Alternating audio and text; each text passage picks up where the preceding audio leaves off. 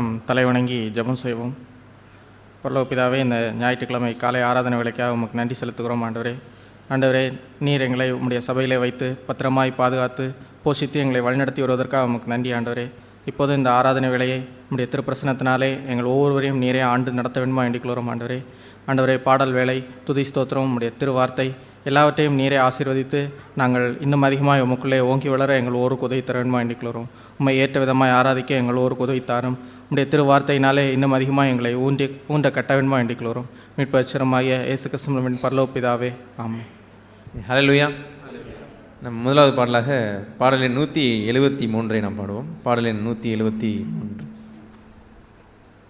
நம் கண்மலையாகிய இயேசு கிறிஸ்து இம்மட்டும் நம்மை நடத்தி வந்த நம்முடைய ஆண்டவர், அவர் சிறகுகளின் நிழலில் நம்மை தாங்கி வந்த நம்முடைய ஆண்டவர், நம் பலவீன நேரங்களில் நாம் அவரிடத்தில் போகும் பொழுது பலன் தந்து நம்மை தாங்கின நம்முடைய அன்பின் ஆண்டவரை உயர்த்தி, என் கண்மலையானவரே, என்னை காக்கும் தெய்வம் நீரே என்ற பாடலை எல்லாரும் பாடுவோம்.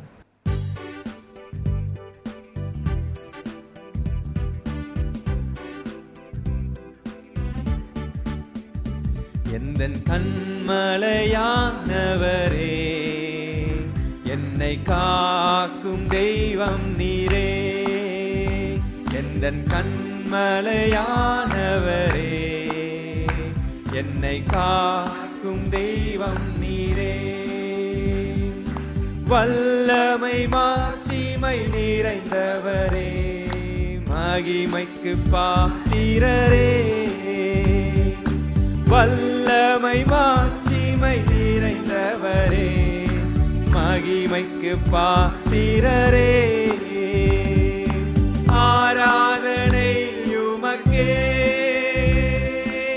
ஆராதனை உமக்கே,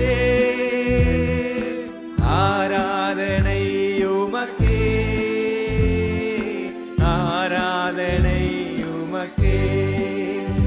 உந்தன் சிறகுகளின் நிழலில் என்றென்றும் மகிழச் செய்தி. உந்தன் சிறகுகளின் நிழலில் என்றென்றும் மகிழச் செய்தி. தூயவரே, என் துணையாளரே, துதிக்கு பாத்திரரே. தூயவரே, என் துணையாளரே, துதிக்கு பாத்திரரே. எல்லாரும் சேர்ந்து ஆராதனை உமக்கே,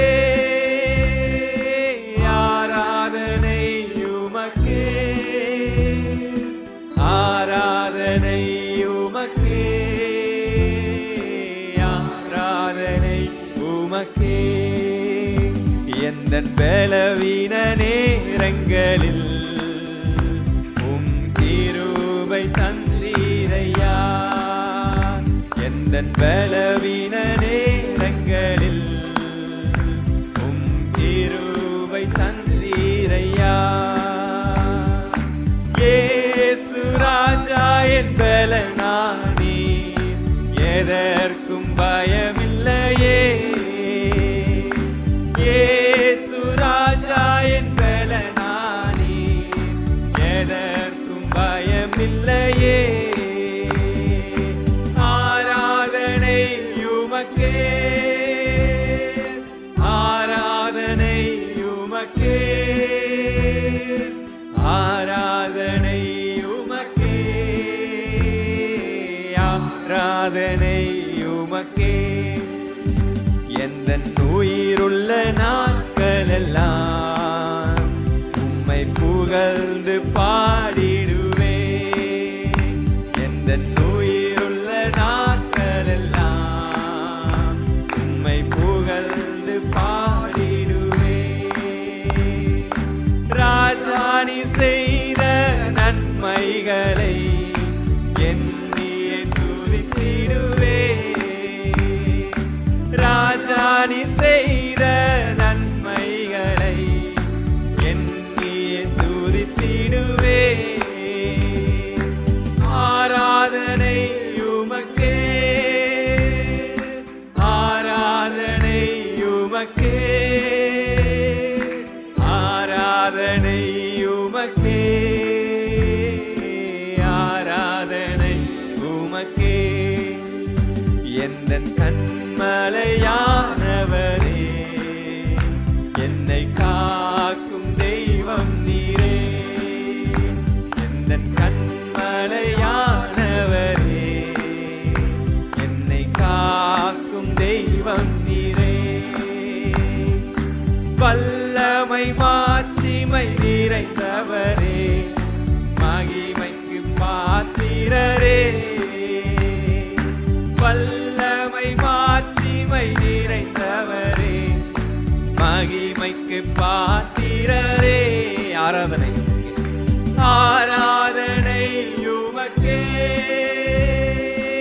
ஆராதனை உமக்கே, ஆராதனை உமக்கே, ஆராதனை உமக்கே, ஆராதனை உமக்கே, ஆராதனை உமக்கே, ஆராதனை உமக்கே, ஆராதனை உமக்கே, ஆராதனை உமக்கே. ஹல்லேலூயா. நாம் அடுத்ததாக 359வது பாடலை நாம் பாடுவோம். பாடல் எண் 359.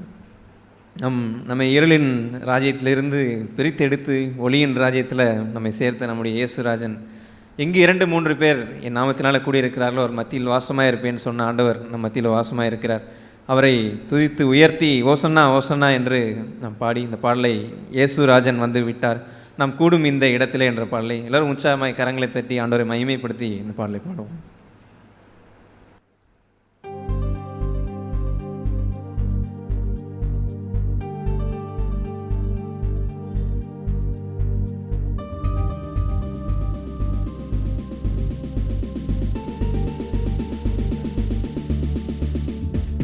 இயேசுராஜன் வந்து விட்டார் நாம் கூடும் இந்த இடத்திலே.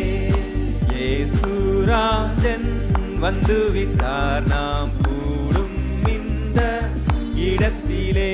ஓசன்னா ஓசன்னா ஓசன்னா ஓசன்னா. இயேசுராஜன் வந்து விட்டார் நாம் கூடும் இந்த இடத்திலே. இருளான உந்தன் வாழ்வுதான் இப்போ வெளிச்சமாகவே மாறுதே. இருளான உந்தன் வாழ்வுதான் வெளிச்சமாகவே மாறுதே. இயேசுவின் பேரொளி நம்மேல் வீச எழும்பி ஜொலித்திடுவோம். இயேசுவின் பேரொளி நம்மேல் வீச எழும்பி ஜொலித்திடுவோம். ஓசன்னா ஓசன்னா ஓசன்னா ஓசன்னா. இயேசுராஜன் வந்து விட்டார் நாம் கூடும் இந்த இடத்திலே.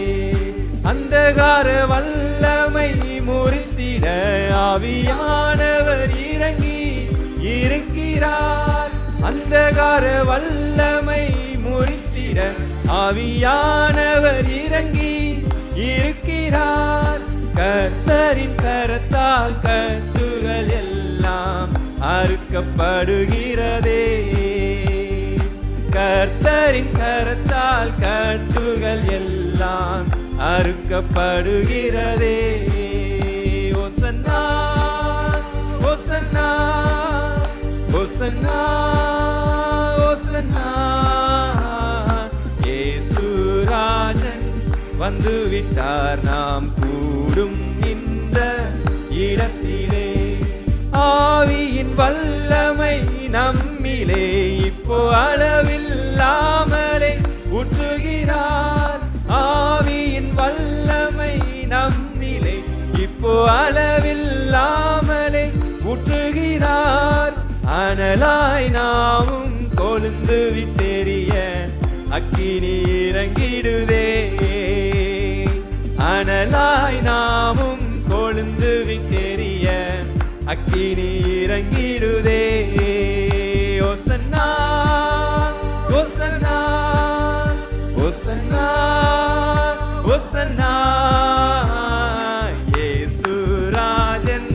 வந்துவிட்டார் நாம் கூடும் இந்த இடத்திலே. ஆசீர்வதிக்கும் கரங்களே நம் சிரசின் மேலே அமருதே. ஆசீர்வதிக்கும் கரங்களே நம் சிரசின் மேலே அமருதே. நன்மையும் கிருபையும் சுகமும் பலனும் பாய்ந்து வருகின்றதே. நன்மையும் கிருபையும் சுகமும் பலனும் பாய்ந்து வருகின்றதே. ஓசன்னா ஓசன்னா ஓசன்னா ஓசன்னா, இயேசு ராஜன் வந்துவிட்டார் நாம் கூடும் இந்த இடத்திலே. துதிகளின் நடுவில் வசிப்பவர் இப்போ நமக்குள்ளே வந்து இருக்கின்றார்.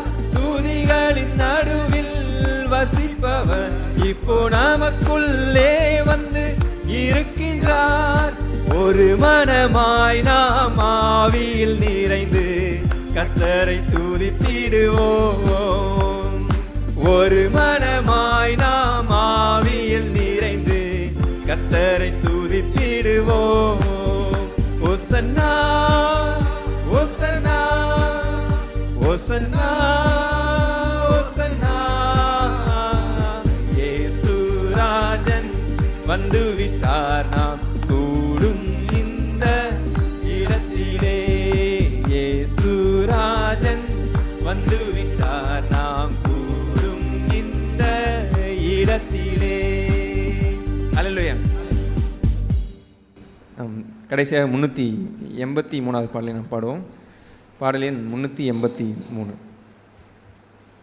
பாவ பீடியினில் சிக்கி உழன்ற நம்மையும் அவர் அன்பினால் நம்மை மன்னித்து இந்த அற்புதமான ஒரு ஒளியின் ராஜ்யத்தில் நடத்தி வர நம்முடைய ஆண்டவர். உம்மை போல் யாருண்டு எங்கள் இயேசுநாதா, இந்த பாரதளத்தில் உம்மை போல் யாருண்டு என்ற இந்த பாடலை ஒரு ஜெப ஆவியோடும் ஆண்டவரை மகிமைப்படுத்தி இந்த பாடலை பாடுவோம். 383வது பாடல்.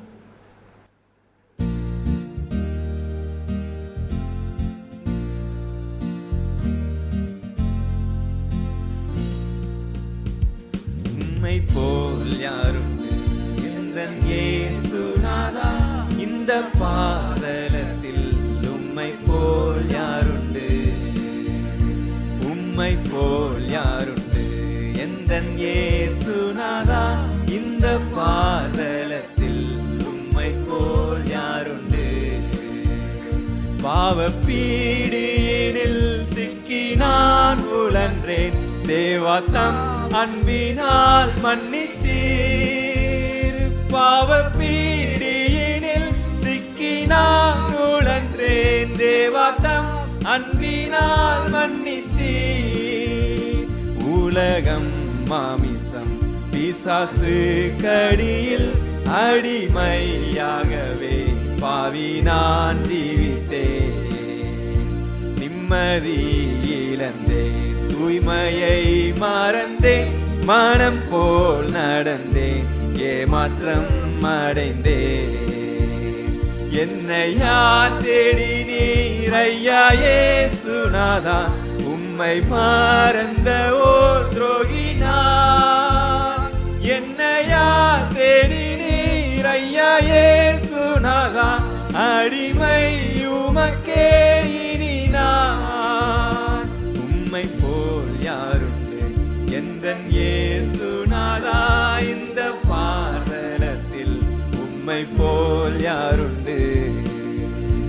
இன்றைக்கு நான் செய்யும் இந்த தீர்மானத்தை என்றைக்கும் காத்திட யாழ் நிரப்பும்.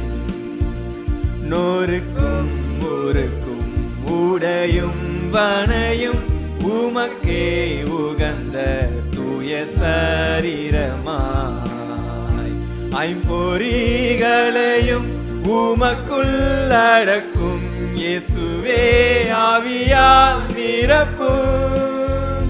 வெற்றி வாழ்க்கையுள்ள மகனாய் திகழ அக்கினி என்னுள்ளம் இறக்கும்.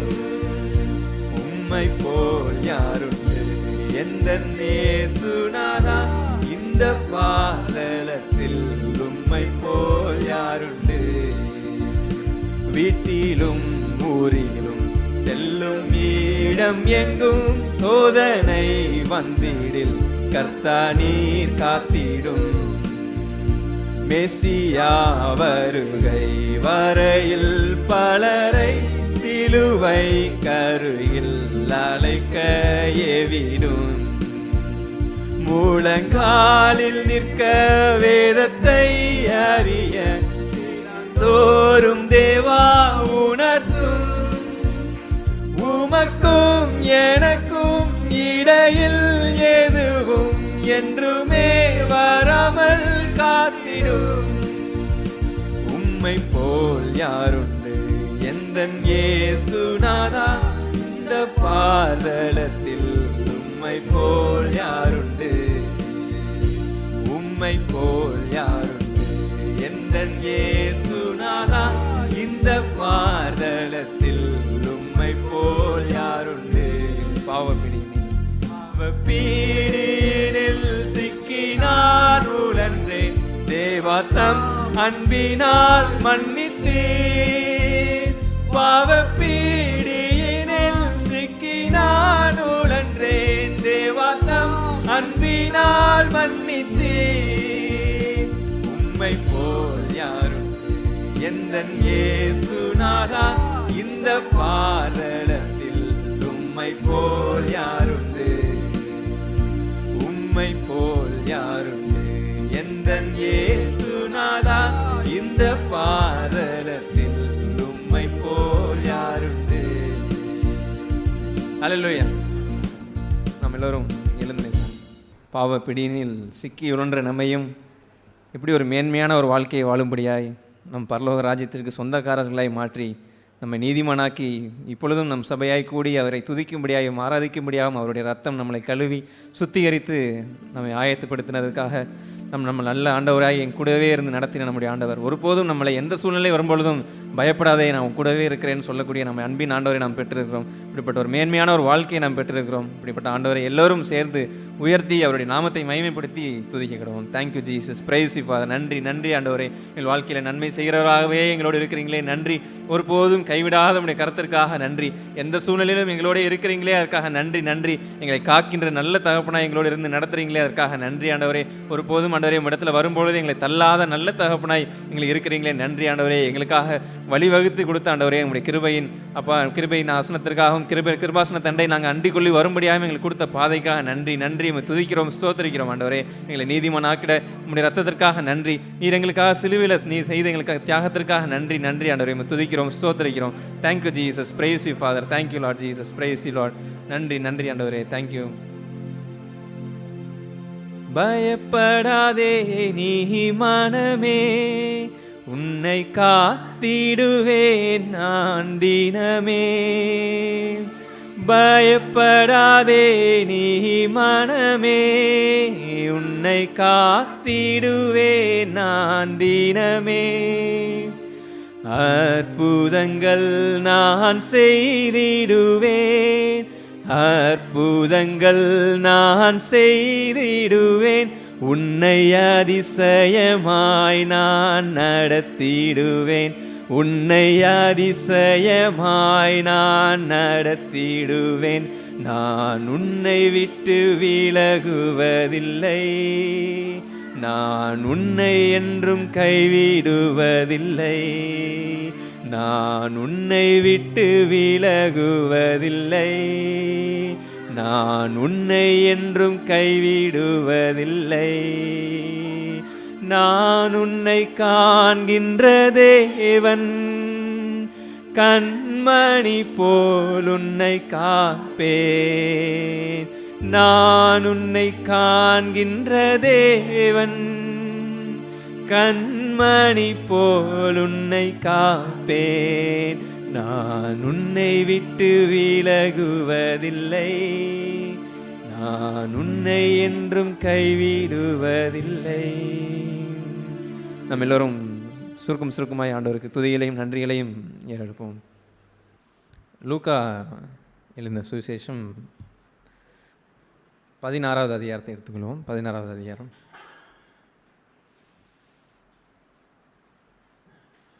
சத்தியத்தை அறிவீர்கள், சத்தியம் உங்களை விடுதலையாக்கும். அப்போ ஆண்டவர் நம்மை எப்பொழுதுமே வந்து ஒரு விடுதலை ஆன ஒரு ஜீவியம் வாழ்வதற்கு தான் நம்ம அழைச்சிருக்கிறார். ஒருபோதும் அவருடைய எந்த காரியங்களும் கடந்த வாரம் தியானித்த மாதிரி நமக்கு எதுவுமே பாரமானது கிடையாது. எல்லாத்தையும் கவனித்து உற்று நோக்கி பார்த்தோம்னா, அந்த சத்தியத்துக்கு பின்னாக பார்த்தோம்னா அதில் வந்து ஒரு விடுதலை தான் இருக்கும். அதில் ஒரு லிபர்ட்டி தான் இருக்கும். நமக்கு வந்து என்றைக்குமே வந்து ஒரு கட்டுக்குள்ளேருந்து எடுத்து நம்மளை சுதந்திரமாக, ஒரு சுயாதீனமாக, ஒரு விடுதலையாக நம்ம மாற்றக்கூடிய நம்ம ஒரு ஜீவியத்தை தான் கர்த்தர் வச்சுருப்பார். அது ஒருவேளை நம்ம இடத்துலேருந்து சில சமயம் பிடுங்கி போடக்கூடிய சில காரியங்களாக இருந்தாலும், அது அந்த நேரத்தில் ஒரு பெயின்ஃபுல்லாக இருக்கக்கூடிய காரியமாக இருந்தாலும், அதை எடுத்து போட்டதுக்கு பிறகு தெரியும் அதில் எவ்வளோ விடுதலை உண்டு என்பது. அப்படி தான் கர்த்தர் உடைய சத்தியத்தை நேசிக்கிற ஒரு இடத்துல தான் நம்ம எல்லோருமே ஜீவிக்கணும். இப்போது இங்கே அந்த நமக்கு தெரியும், அந்த ஐஸ்வர்யவான் அந்த லாசருவுடைய ஒரு காரியத்தை ஆண்டவர் அங்கே சொல்லுவார். அங்கே 16வது அதிகாரத்தில் அந்த 19வது வசனத்துலேருந்து அது முழுசாக நம்ம தியானிக்க போகிறதில்ல, அதில் கடைசி பங்கு தான் தியானிக்க போகிறோம். அதில் என்ன, அந்த ஒரு ஐஸ்வர்யவான் அவன் ரத்தாம்பரமும் விலையேற பெற்ற வஸ்திரமும் தரித்து அனுதினமும் சம்பிரமமாய் வாழ்ந்து கொண்டிருந்தான். அவ்வளவு ரொம்ப லக்ஸுரியஸாக வாழ்ந்துட்டு இருந்தான்.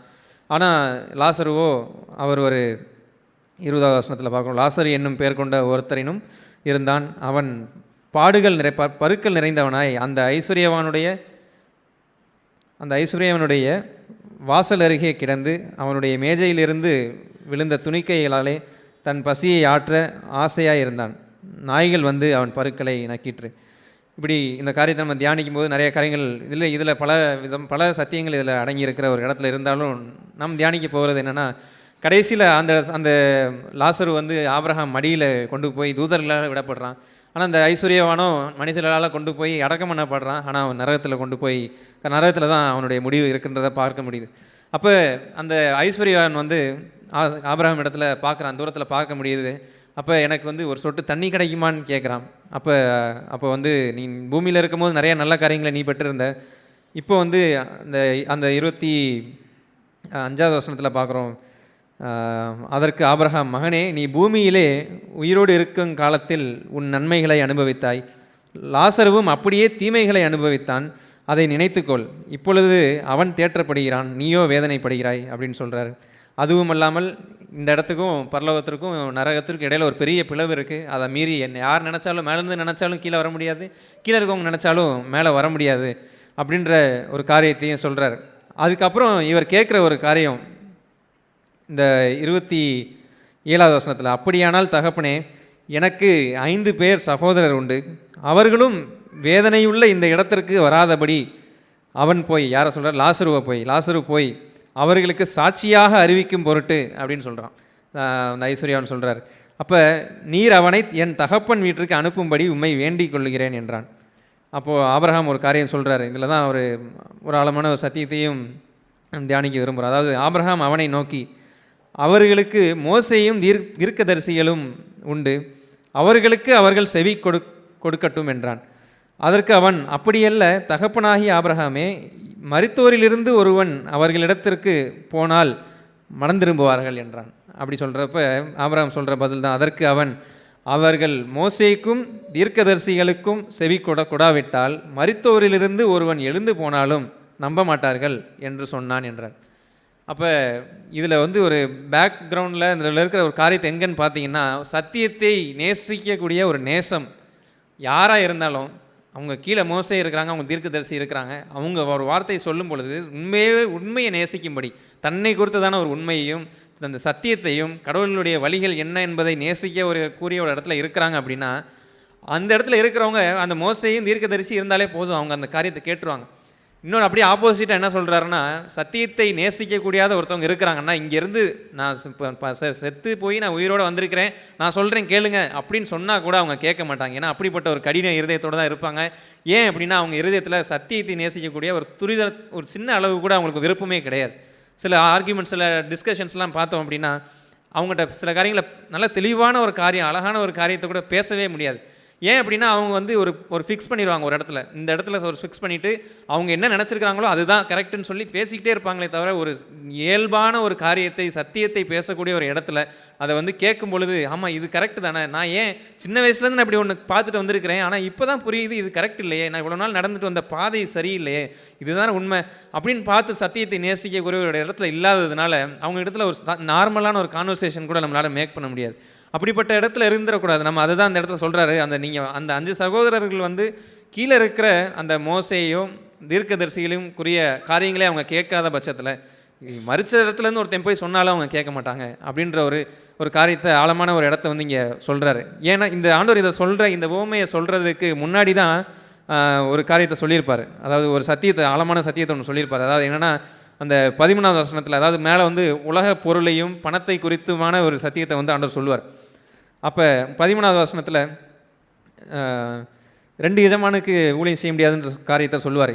எந்த ஊழியக்காரனும் 2 எஜமான்களுக்கு ஊழியம் செய்யக்கூடாது, ஒருவனை பகைத்து மற்றவனை சிநேகிப்பான். இதுதான் ட்ரூத்னா ட்ரூத் இதுதான். நான் வந்து இல்லை ஆண்டவரையும் நேசிப்பேன், உலகத்தையும் நேசிப்பேன், ஆண்டவரையும் நேசிப்பேன், பணத்தையும் நேசிப்பேன், எனக்குரிய சுய இச்சைகளையும் நேசிப்பேன், உலகத்தையும் நான் வச்சுருப்பேன், அதுவும் அவங்களையும் நான் சர்வ் பண்ணுவேன், ஆண்டவரையும் சர்வ் பண்ணுவேன் அப்படின்னு நான் நினச்சிக்கிட்டு இருக்கிறேன். அப்படின்னா என்னை நானே வஞ்சிக்கிற ஒரு இடத்துல தான் இருக்கிறேனே தவிர, நான் சத்தியத்தை நேசித்து அது நிமித்தம் நான் விடுதலை அடைந்தவனாக இல்லை. அப்போ அந்த இடத்துல பார்க்குறோம், சிநேகிப்பான் அல்லது ஒருவனை பற்றி கொண்டு மற்றவனை அசட்டை பண்ணுவான், தேவனுக்கும் உலக பொருளுக்கும் ஊழியம் செய்ய உங்கள் அழைக்கூடாது என்றார். அப்போ ஒருத்தன் வந்து, இப்போ நான் இந்த சத்தியத்தை நான் கேட்குறேன், நான் ஒருவேளை பண ஆசையும் பொருளாசையும் நிறைந்தவனாக இந்த பூமியில் வாழ்ந்து கொண்டு இருக்கிறேன் என்றால், ஐயோ நான் சின்ன வயசுலேருந்தே கிறிஸ்டியன், நான் ரசிக்கப்பட்டவன், நான் எவ்வளோ நன்மைகள் செஞ்சுருக்கிறேன், நான் ஆண்டவருக்கு எவ்வளோ காரியங்கள் கொடுத்துருக்கிறேன், நான் எவ்வளோ நன்மைகள் பிறருக்கு செஞ்சுருக்கிறேன், இப்படிப்பட்ட ஒரு காரியத்தை சொல்லும் போது நான் வந்து அப்படிலாம் இருக்க மாட்டேன் அப்படின்னு நான் என்னையே வஞ்சிக்காமல் நிதானமாக இருந்து, எப்படி அந்த சீஷர்கள்லாம் கேட்டாங்கல்ல, ஒரு ஆண்டவர் வந்து காட்டி கொடுப்பாங்கன்னு சொல்லும் போது நானோ அப்படின்னு சொல்லி கேட்பாங்க. ஏன்னா தே லவ் த ட்ரூத். அப்போ ஒருவேளை நானாக இருக்க கூடுமாண்டவரேன்னு செக் பண்ணி பார்க்குறாங்க, இல்லையே அப்படின்னு சொல்லிட்டு போயிடுவாங்க. ஆனால் அவங்களுக்குள்ளார அந்த சத்தியத்தை நேசிக்கக்கூடிய ஒரு நேசம் இருந்துச்சு. அப்படி தான் அந்த காரியத்தை கேட்கும் பொழுது, இந்த பரிசேயர்கள் என்று படிக்கும் போதெல்லாம் அவங்க ஏதோ பரிசேயங்க அப்படிலாம் இருந்தாங்கன்னு நினைக்க வேண்டாம். அந்த பரிசேயன் இடத்துல நம்மளை வச்சு பார்க்கும் பொழுது, ஒருவேளை நான் இப்படிப்பட்ட இந்த பரிசேயனுக்கு இருந்த இதே ஒரு தன்மை எனக்குள்ளார இருக்குதான்னு பார்த்து, எவ்வளவு நாள் விசுவாசியாக இருந்தாலும் பரவாயில்ல, எவ்வளவு நாள் நான் சபைக்கு வந்திருந்தாலும் பரவாயில்ல, எவ்வளோ ஊழியங்கள் செய்திருந்தாலும் கூட பரவாயில்ல, எனக்கு ஆண்டவர் சொல்கிற இந்த காரியத்தில் உனக்கு பொருளாசை இருக்குது, பண ஆசை இருக்குது என்பதை கர்த்தர் காண்பிக்கிறாருன்னா, உண்மையிலேயே நான் அதை அக்செப்ட் பண்ணி கொண்டு, ஆண்டவரே நான் இந்த காரியத்தில் மனம் திரும்புகிறேன்ப்பா அப்படின்னு சொல்லி நான் வரும்பொழுது, அந்த காரியத்தில் மனம் திரும்பி வரும்பொழுது ஒரு பெரிய விடுதலையும் ஒரு லிபர்ட்டியும் தான் நமக்கு கிடைக்குது. அதை தான் வச்சிருக்கிறார். ஆனால் இந்த பரிசேயர்களோ அந்த கேட்ட உடனே அவங்க என்ன பண்ணாங்க, எப்படி ரியாக்ட் பண்ணாங்கன்னா, இவைகளையெல்லாம், அதாவது 14வது வசனத்தில் இருக்குது, இவைகளையெல்லாம் பொருளாசைக்காரராகிய பரிசேயரும் கேட்டு, அவங்க எப்படி இருந்தாங்க, பொருளாசைக்காரராக தான் இருந்தாங்க. கேட்டு அடுத்து அவங்க ஸ்டெப் எப்படி போகுது அப்படின்னா, சத்தியத்தை நேசிக்கக்கூடிய ஒரு நேசம் இல்லாததுனால அவன் இங்கே வந்து ஓமையில் ஆண்டவர் என்ன சொல்கிறாரு, மரித்தோரிலிருந்து உயிர்த்தெழுந்து வந்தாலும் கேட்க மாட்டாங்கன்னு சொல்கிறாரு. ஆனால் இங்கே இயேசுவே தன் வாயால் அங்கே அந்த சுவிசேஷ சத்தியத்தை சொல்கிறாரு. அது ஆக்சுவலாக ஒரு நல்ல ஒரு காஸ்பல் சுவிசேஷம். ஏன்னா 1 தீமோத்தேயு 6 படிக்கிறோம், பண ஆசை இருக்கிற யாராக இருந்தாலும், அந்த பண ஆசை நிமித்தம் அதையே நோக்கி ஓடுற யாராக இருந்தாலும் தன்னை தானே உருவ குத்தி கொள்கிறார்கள் இருக்கு. அதுலேருந்து விடுதலை பண்ணணும்னு தான் ஒரு ஆழமான ஒரு சத்தியத்தை அங்கே சொல்கிறார் ஆண்டவர். ஆனால் இவர்களோ சத்தியத்தை நேசிக்கக்கூடிய ஒரு இடத்துல இல்லாமல் இருந்ததுனால அவரை பரியாசம் பண்ணினார்கள் இருக்கு. அவர் அந்த கேட்டுட்டு சத்தியத்தை நேசிக்கலை, அதற்கு மாறாக பரியாசம் பண்ணிடுறாரு. இதை சொல்லிட்டு அடுத்த ஒரு சில காரியங்கள் சொல்லிட்டு தான் இந்த ஐஸ்வர்யவான் லாசருக்குரிய காரியங்களில் ஆண்டவர் ஒரு பெரிய, அதுலேயும் நிறைய ஆழமான சத்தியங்கள் இருந்தாலும் கடைசியில் இந்த சத்தியத்தின் மூலமாக முடிக்கிறார்.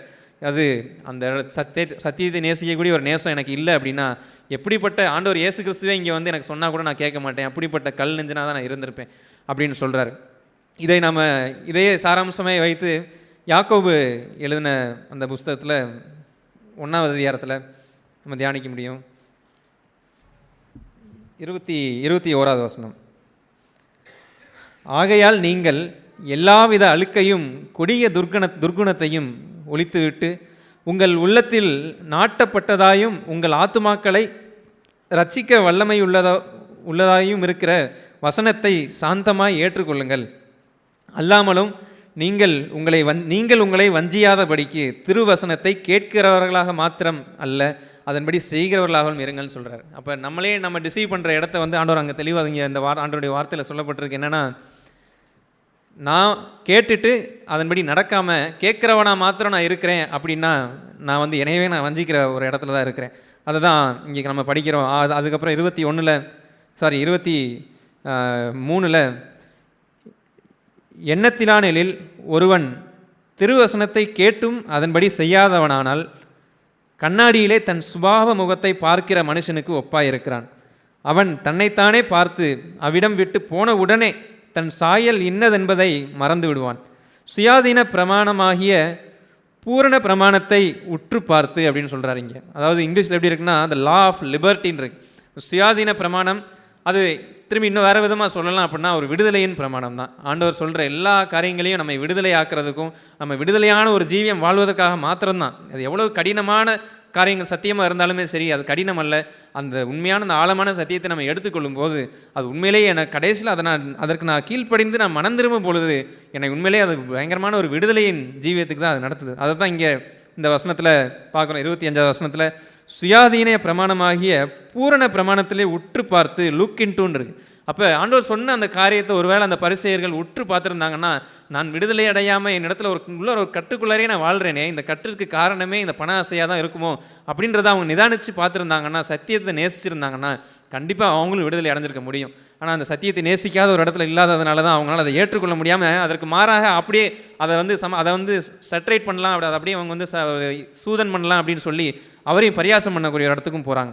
அப்போ அந்த 25வது வசனத்தில் பிரமாணத்தை உற்று பார்த்து அதிலே நிலைத்திருக்கிறவனே கேட்கிறதை மறக்கிறவனாய் இராமல் அதற்கேற்ற கிரியை செய்கிறவனாய் இருந்து தன் செய்கைகளில் பாக்கியவனாய் இருப்பான். அவன் செய்கிற செயல் எல்லாத்துலேயும் பாக்கியவனாக இருப்பான். ஏன் அப்படின்னா அவன் நம்ம இங்கிலீஷில் அந்த வசனத்தில் இருக்குது கண்டினியூஸ் இன் இட். அதை கேட்டுட்டு அதிலேயே கண்டினியூ பண்ணுறான், அதை நடக்கிறான், அதில் நடந்து அவன் கேட்டதை மறக்காதபடி அதை செய்கிறவனாகவும் இருக்கிறதுனால this one will be blessed in what he does. அவன் செய்கிற எல்லா காரியங்கள்லையும் ஆசீர்வதிக்கப்பட்டவனாக தான் அந்த பூமியில் வாழ்வான்.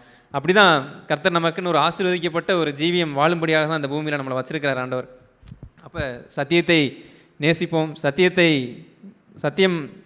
அறிவீர்கள், சத்தியம் உங்களை விடுதலையாக்கும். சத்தியத்தை கேட்கறது ரொம்ப எளிது, அதுதான் இங்கே போட்டிருக்கு. நம்ம எல்லாத்தையும் கேட்டுட்டு போக முடியும். சபையாய் உட்காந்தோம், இன்றைக்கி ரொம்ப பிரசங்கம் நல்லா இருந்தது, நல்ல வார்த்தைகள் வந்தது, இன்றைக்கி நான் புதுசாக சில ஐடியாஸ் எனக்கு கிடச்சிச்சு இப்படின்னு கேட்டுட்டு போகிறதுல உண்மையிலே ஒரு டெம்பரரியாக ஒரு ஹாப்பினஸ் கிடைக்கும். அந்த திருப்தியில் போயிட்டு கடைசியில் வாழ்க்கையில் உற்று பார்த்தா ஒரு விடுதலையே காணுவாங்க.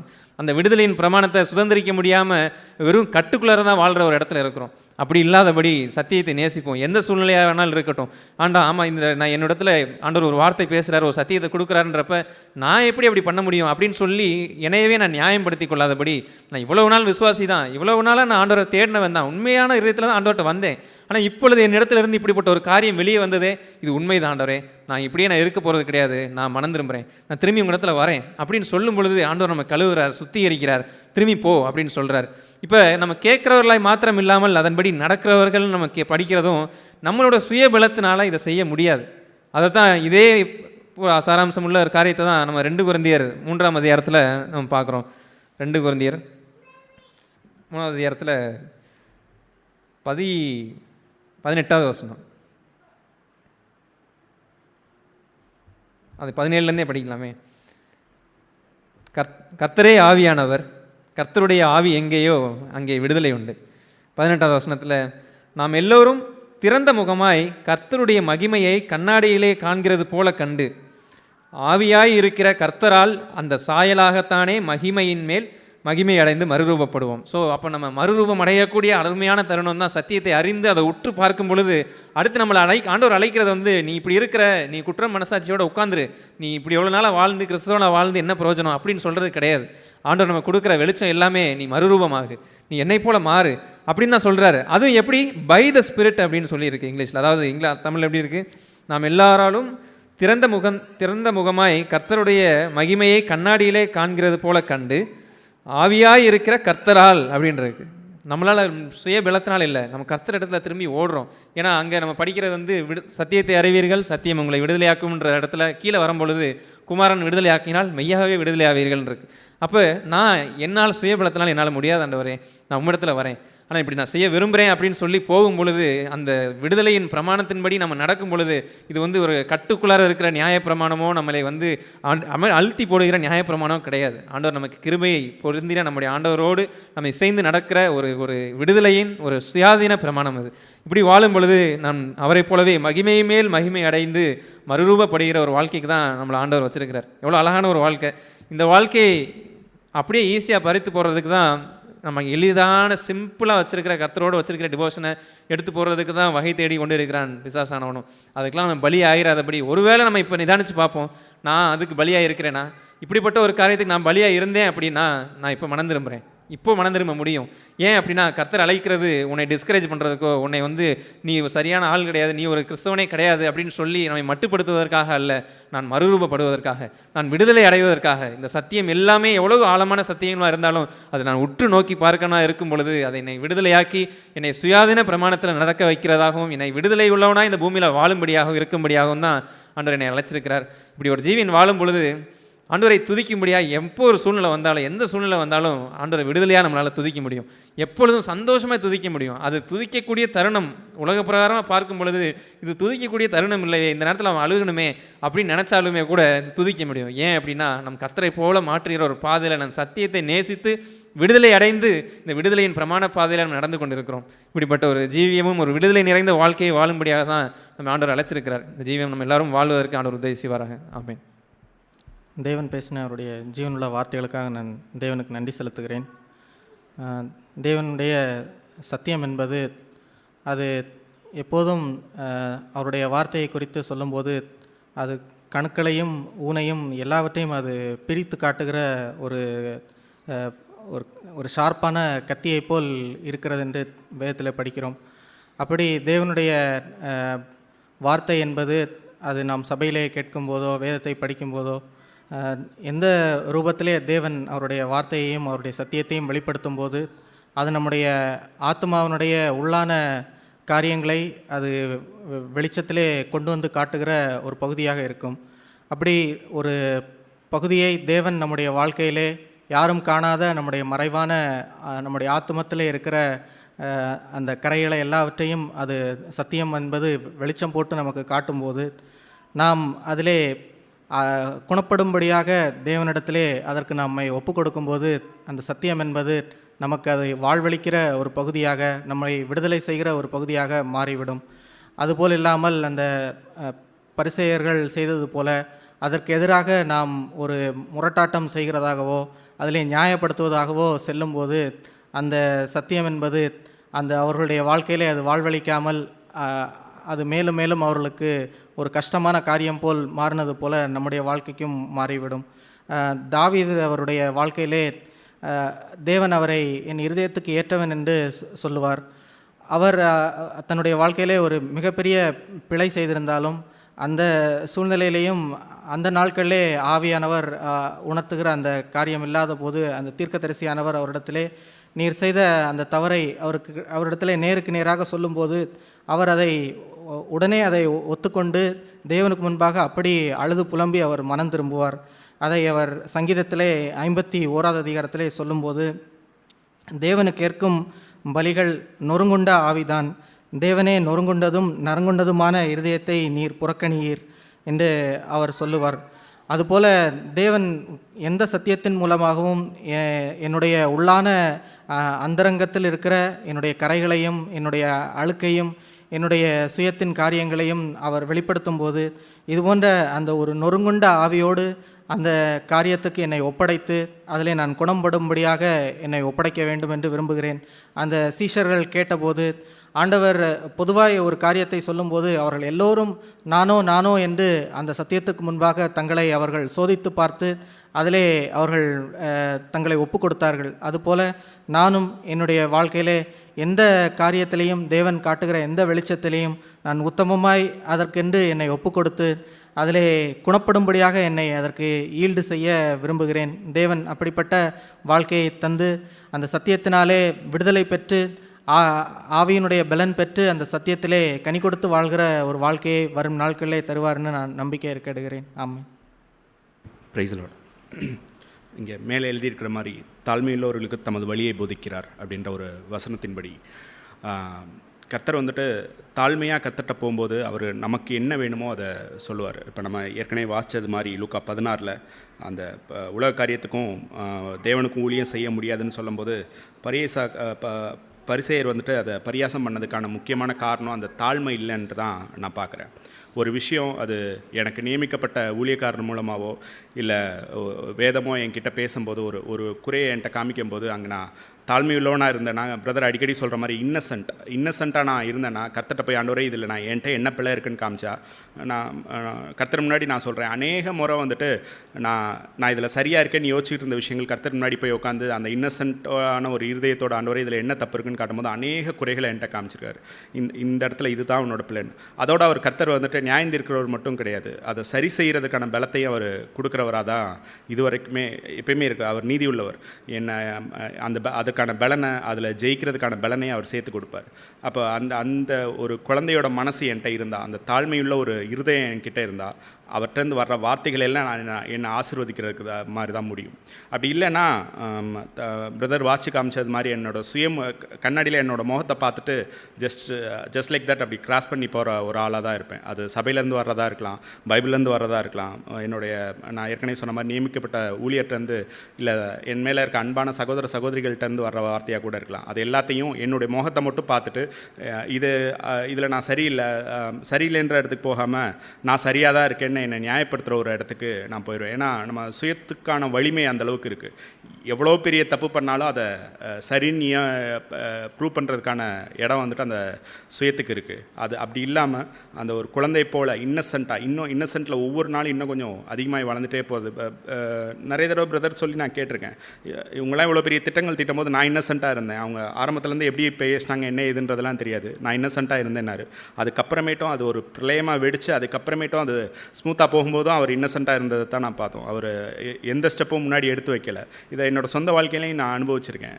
இதுக்கு முன்னாடி நடந்த பிரச்சனை வர்றதுக்கு முன்னாடி இன்னசென்ட்டு, அந்த சூழ்நிலை வந்ததுக்கு அப்புறமேட்டும் இன்னசென்ட்டாக இருக்கும்போது கர்த்தர் எல்லா இடத்துலையும் கூட இருந்து நடத்துகிறாரு. அந்த பால் மறந்த குழந்தையை போல கர்த்தர்கிட்டயே இருந்தோம் அப்படின்னு சொன்னால், அவரை தவிர அவரை மட்டுமே அண்டி கொண்டு இருந்தோம் அப்படின்னு சொன்னால் எல்லாத்தையும் அவரே நடத்திட்டு போயிடுவார். எந்த இடத்துலையும் இந்த குழந்தையோட குணத்தை விட்டுட்டு வெளியே போகும்போது அது அந்த முறுக்கிற இடத்துக்கு, அவங்க சரியில்லை இவங்க சரியில்லைன்ற இடத்துக்கு தான் நம்ம அநேக நேரத்தில் போயிடுறோம். அப்படி இல்லாமல் கர்த்தர் இந்த அழகான வார்த்தையை சொன்னது மாதிரி பால் மறந்த பிள்ளையை போல் நம்ம அவரையே அண்டி கொண்டு இருக்கிறது, எப்பயுமே அந்த இன்னசென்ட்டான ஹார்ட்டை இருக்கும்போது ஆண்டவரே இந்த சத்தியத்தை நான் கேட்டேன், நான் இதுவரை இதில் சரியாக இருக்க மாதிரி தான் நான் யோசிக்கிறேன், ஆனாலும் உமக்கு வேதனை உண்டாக்கும் வழி என்கிட்ட இருக்கா, தயவுசெய்து எனக்கு காமிங்கன்னு நம்ம போய் கேட்கும்போது கர்த்தர் அழகாக அதை வெளிக்காட்டுறது மட்டும் இல்லை, அதிலேருந்து மீள்றதுக்கான அதை சரி செய்கிறதுக்கான பலத்தையும் கர்த்தரே தர்றார். இந்த பாதையில் நான் முன்னேறி போகிறேன். கர்த்தர் இன்னும் அதிகமாக நான் இன்னசென்ட் ஆகிறதுக்கு கர்த்தர் எனக்கு உதவி செய்யணும்னு நம்பிக்கை இருக்குது. Praise the Lord. தேவனுடைய நாமத்துக்கு மகிமை உண்டாவதாக. அந்த ஐஸ்வர்யம் உள்ள மனுஷர் இருந்தார், லாசர் உள்ள மனுஷர், 2 பேருமே என்ன செஞ்சாங்க, அவங்க போனாங்க. அங்கே ஆபிரகாம் விசுவாசன் தகப்பனாகிய ஆபிரகாம் இடத்துல வார்த்தை சொல்லப்படுது. அப்போ இவர் என்ன செஞ்சுருக்கணும், உடனே சொல்லும்போது அவர் கீழ்ப்படிஞ்சிருக்கணும். ஆனால் இவர் என்ன செஞ்சிட்டாரு, அந்த இடத்துல இவர் ஒரு மாடலை தேவனால் அழைத்து அபிஷேகிக்கப்பட்ட ஒரு தீர்க்கதரிசிக்கிட்டு இவர் புத்தி சொல்கிறாரு. என்ன சொல்கிறாரு அப்படின்னு சொன்னாக்கா, அப்படியல்ல, மரித்த மனுஷன் எழுந்து சொன்னாக்கா கொஞ்சம் நல்லா இருக்கும் அப்படின்னு சொல்லி அவர் சொல்கிறாரு. இப்போ பிரச்சனை என்னன்னு சொன்னாக்கா, சரி அவங்களுக்கு முன்னால் யார் இருக்காங்களோ அவங்கள கனம் பண்ணணும். பிரச்சனையே தான், அது யாராக இருந்தாலும் சரி. தேவன் அவங்கள அழைச்சிருக்காரு, அபிஷேகம் பண்ணியிருக்காரு, அவங்களுக்கு ஒரு ரெவலேஷனை கொடுத்துருக்காரு, ஒரு பாரத்தை கொடுத்துருக்காரு, ஒரு அழைப்பை கொடுத்துருக்காரு, இப்படிலாம் ஆண்டவர் வச்சுருக்காரு. ஆனால் இவங்க என்ன சொல்கிறாங்க, அவங்ககிட்ட போய் பேசிகிட்டு இருக்கும்போது இவங்க ஒரு மாடலை கொண்டு என்ன காட்டுறாங்க. அதனால தான் அவர் சொல்கிறார், இல்லைப்பா, தேவனால் வைக்கப்பட்ட மோசே தீர்க்கதரிசிலாம் கீழே இருக்கிறாங்க, அவங்களுக்கு செவி கொடுத்தா கொடுக்க முடியலாட்டினாக்கா போட்டோம். அப்போ அவருக்கும் என்ன செஞ்சிட்டார், கைவிடப்பட்டார், லிஸ்ட்டில் போய்ட்டு அந்த லிஸ்ட்டுக்கு போயிட்டார். தேவன் ஃபஸ்ட்டு எதிர்பார்க்குறது கீழ்ப்படிதெல்லாம் எதிர்பார்க்குறாரு. ஒரு மேப்படி ஒரு 15 படி இருக்குன்னு சொன்னாக்கா, அந்த 15 படிக்கு போகிறதுக்குள்ள முதல் படியில் என்ன செய்யணும், நான் எங்கேருந்து வந்தேன்னு சொல்லி நம்ம என்ன செய்யணும், நம்ம நினச்சி பார்க்கணும். நம்ம சர்ச்சில் இருக்க புக்ஸில் கூட ஒரு கடைசியில் ஒரு வார்த்தை வரும், நீ எந்த நிலையில் நீ வந்தாலும் அந்த நிலையை விட்டு மறந்துடாது அப்படின்னு சொல்லி ஒரு புக்ஸில் படுகுழி பரம வெற்றின்னு சொல்லி புஸ்தகம் இருக்கும். அதில் அந்த வார்த்தை ஒரு இடத்துல எழுதியிருக்கு. அப்போ நம்ம எந்த இடத்துலேருந்து வந்தோம் அந்த இடத்த நம்ம என்ன எண்ணி பார்த்து தேவனை என்ன செய்யணும், அதிகமாக துதிக்கணும். இந்த காப்பார் உன்னை காப்பா அப்படின்னு சொல்லி அந்த பாட்டெல்லாம் வந்து நிறையா வாக்குத்தங்கள் வார்த்தைகள்லாம் வருது. அப்போ தேவன் வந்து என்னை எந்த இடத்துல வந்து எடுத்திருக்கிறாரு அந்த இடத்த வந்து நான் அதிகமாக எண்ணி தேவனை என்ன செய்யணும், அதிகமாக நான் துதித்து அவருக்கு நன்றி சொல்லி அவரை குறித்து நான் பேசும்போது அவரோட நாமம் என்ன செய்யும், அது மகிமைப்படக்கூடியதாக இருக்குது. அப்படி தான் வந்து ஆண்டவர் வந்து அவர் நினைக்கிறதுக்காக என்னை தெரிஞ்சு கொண்டிருக்கார். அவர் எந்த இடத்துக்காக பிடிச்சிருக்காரு அதில் நான் உறுதியாக இருந்து நான் கீழ்ப்படிந்து விசுவாசத்தில் அன்பில் நான் என்ன செய்ய நல்ல கனிகளை என்ன செய்யணும் நான் கொடுக்கணும். மார்க்கில் வந்து சொல்கிறது போல் வந்து 4வது சொல்கிறது போல் நல்ல நிலத்தில் விதைக்கப்பட்டவன் வசனத்தை கேட்டு அது கீழ்ப்படிந்து தன் இருதயத்தில் வைத்து நன்மையான காரியங்களை அவன் கொடுக்குறான். அப்போ நல்லதையே என்ன செய்யணும், நான் செஞ்சுக்கிட்டே இருக்கணும். தீமைன்ற பகுதிக்கு போல் நல்லதையே செஞ்சுக்கிட்டே இருக்கணும். நல்ல காரியங்களை பிரதர் வந்து அடிக்கடி சொல்லுவார், ஒரு ரோட்டில் போகிறோம்னு சொன்னாக்கா நம் பக்கம் மட்டும் என்ன செய்யணும், பார்த்துக்கிட்டே போகணும். மற்றவங்க பக்கம் என்ன செய்யக்கூடாது, பார்க்கக்கூடாது. நம்மளை மட்டும் நம்ம என்ன செய்யணும், ரெண்டு கண் இருக்குன்னு சொன்னால் ஒரு கண் பார்வை உடையவனா என்ன செய்யணும், நீங்கள் இருந்துக்கிட்டே இருக்கணும். உங்கள் பக்கம் மட்டும் நீங்கள் பார்த்துட்டு போங்க, மற்றவங்கள என்ன செய்யாதீங்க, சொல்லாதீங்க. நான் அப்படி தான் கேட்குற சத்தியத்துக்கு நான் கீழ்ப்படினா வாழ்வேன். ஆமேன். சத்தியத்தின் மேல் உள்ள பிரியம் என்று சொல்வது மிக முக்கியம். அதை ஒருவன் சத்தியம் என்று கண்டால் தானே பிரியப்பட முடியும். ஒரு ஆப்பிள் என்று இங்கே நான் வைத்து நான் காண்பித்தால் அது படம் போட்ட ஆப்பிளாக இருக்கக்கூடாது. அது நல்ல பார்த்தவுடன் புசிக்க தகுந்த ஒரு ஆப்பிள் என்று கண்டு வி டிசைர் தட் அதை நாம் விரும்புகிறோம். முதலாவது ஆண்டவர் நம்மிடத்தில் விரும்புகிறது என்னவென்று சொன்னால் த டிசையர், அந்த விருப்பம்தான். ஆகவே அந்த அவருடைய சித்தம் செய்யக்கூடிய அந்த விருப்பத்தையும் பின்பு தான் செய்கை என்று வருகிறது. த டிசையர், நம்முடைய விருப்பம் என்னவென்று சொன்னால் வி டிசையர் த ட்ரூத், சத்தியத்தை நாம் நேசிக்கிறோம் என்பதுதான். அதை தெசலோனிக்கேயில் நாம் வாசிக்கிறோம். அவர்களோ சத்தியத்தின் மேல் உள்ள அன்பை விட்டு, கிறிஸ்துவலாய் இல்லாமல் இல்லை, கிறிஸ்துவலாய் தான் இருப்பார்கள், ஆனால் எதை விட்டு விட்டால் என்று சொன்னால் they lost that love for the truth, சத்தியத்தை நேசிக்கிற அன்பை விட்டு என்று எழுதியிருக்கிறது. ஆகவே சத்தியம் என்ற ஒரு வார்த்தையானது நிலைநிற்கக்கூடிய ஒரு இடம் எங்கே என்று சொன்னால் புதிய ஏற்பாடு தான். இயேசு கிறிஸ்து வரும்பொழுது என்று என்ன எழுதியிருக்கிறது, மோசே வரும்பொழுது என்ன எழுதியிருக்கிறது, மோசேயின் மூலமாய் அந்த யோவான் 1ஆம் அதிகாரம் 17ஆம் வசனத்திலே வாசிக்கிறோம். மோசேயின் மூலமாய் பிரமாணங்கள் வந்தது, இயேசு கிறிஸ்து மூலமாய் கிருபையும் சத்தியமும் வந்தது. கிரேஸ் என்று சொல்கிற அந்த பகுதியானதும் இந்த ட்ரூத் என்ற பகுதியும் இட்ஸ் எ நியூ திங், அது புதுமையான ஒரு காரியம். வெறும் பிரமாணங்கள் வந்தது என்று சொல்வது, நீங்கள் பள்ளிக்கூடத்திற்கு உங்களுடைய பிள்ளைகளை அனுப்புவதே போல் அந்த கெமிஸ்ட்ரி பாடம் வந்தது, பௌதிக பாடம் வந்தது, சரித்திர பாடம் வந்தது, இதெல்லாம் நல்லது தானா என்று சொன்னால் நல்லது தான்.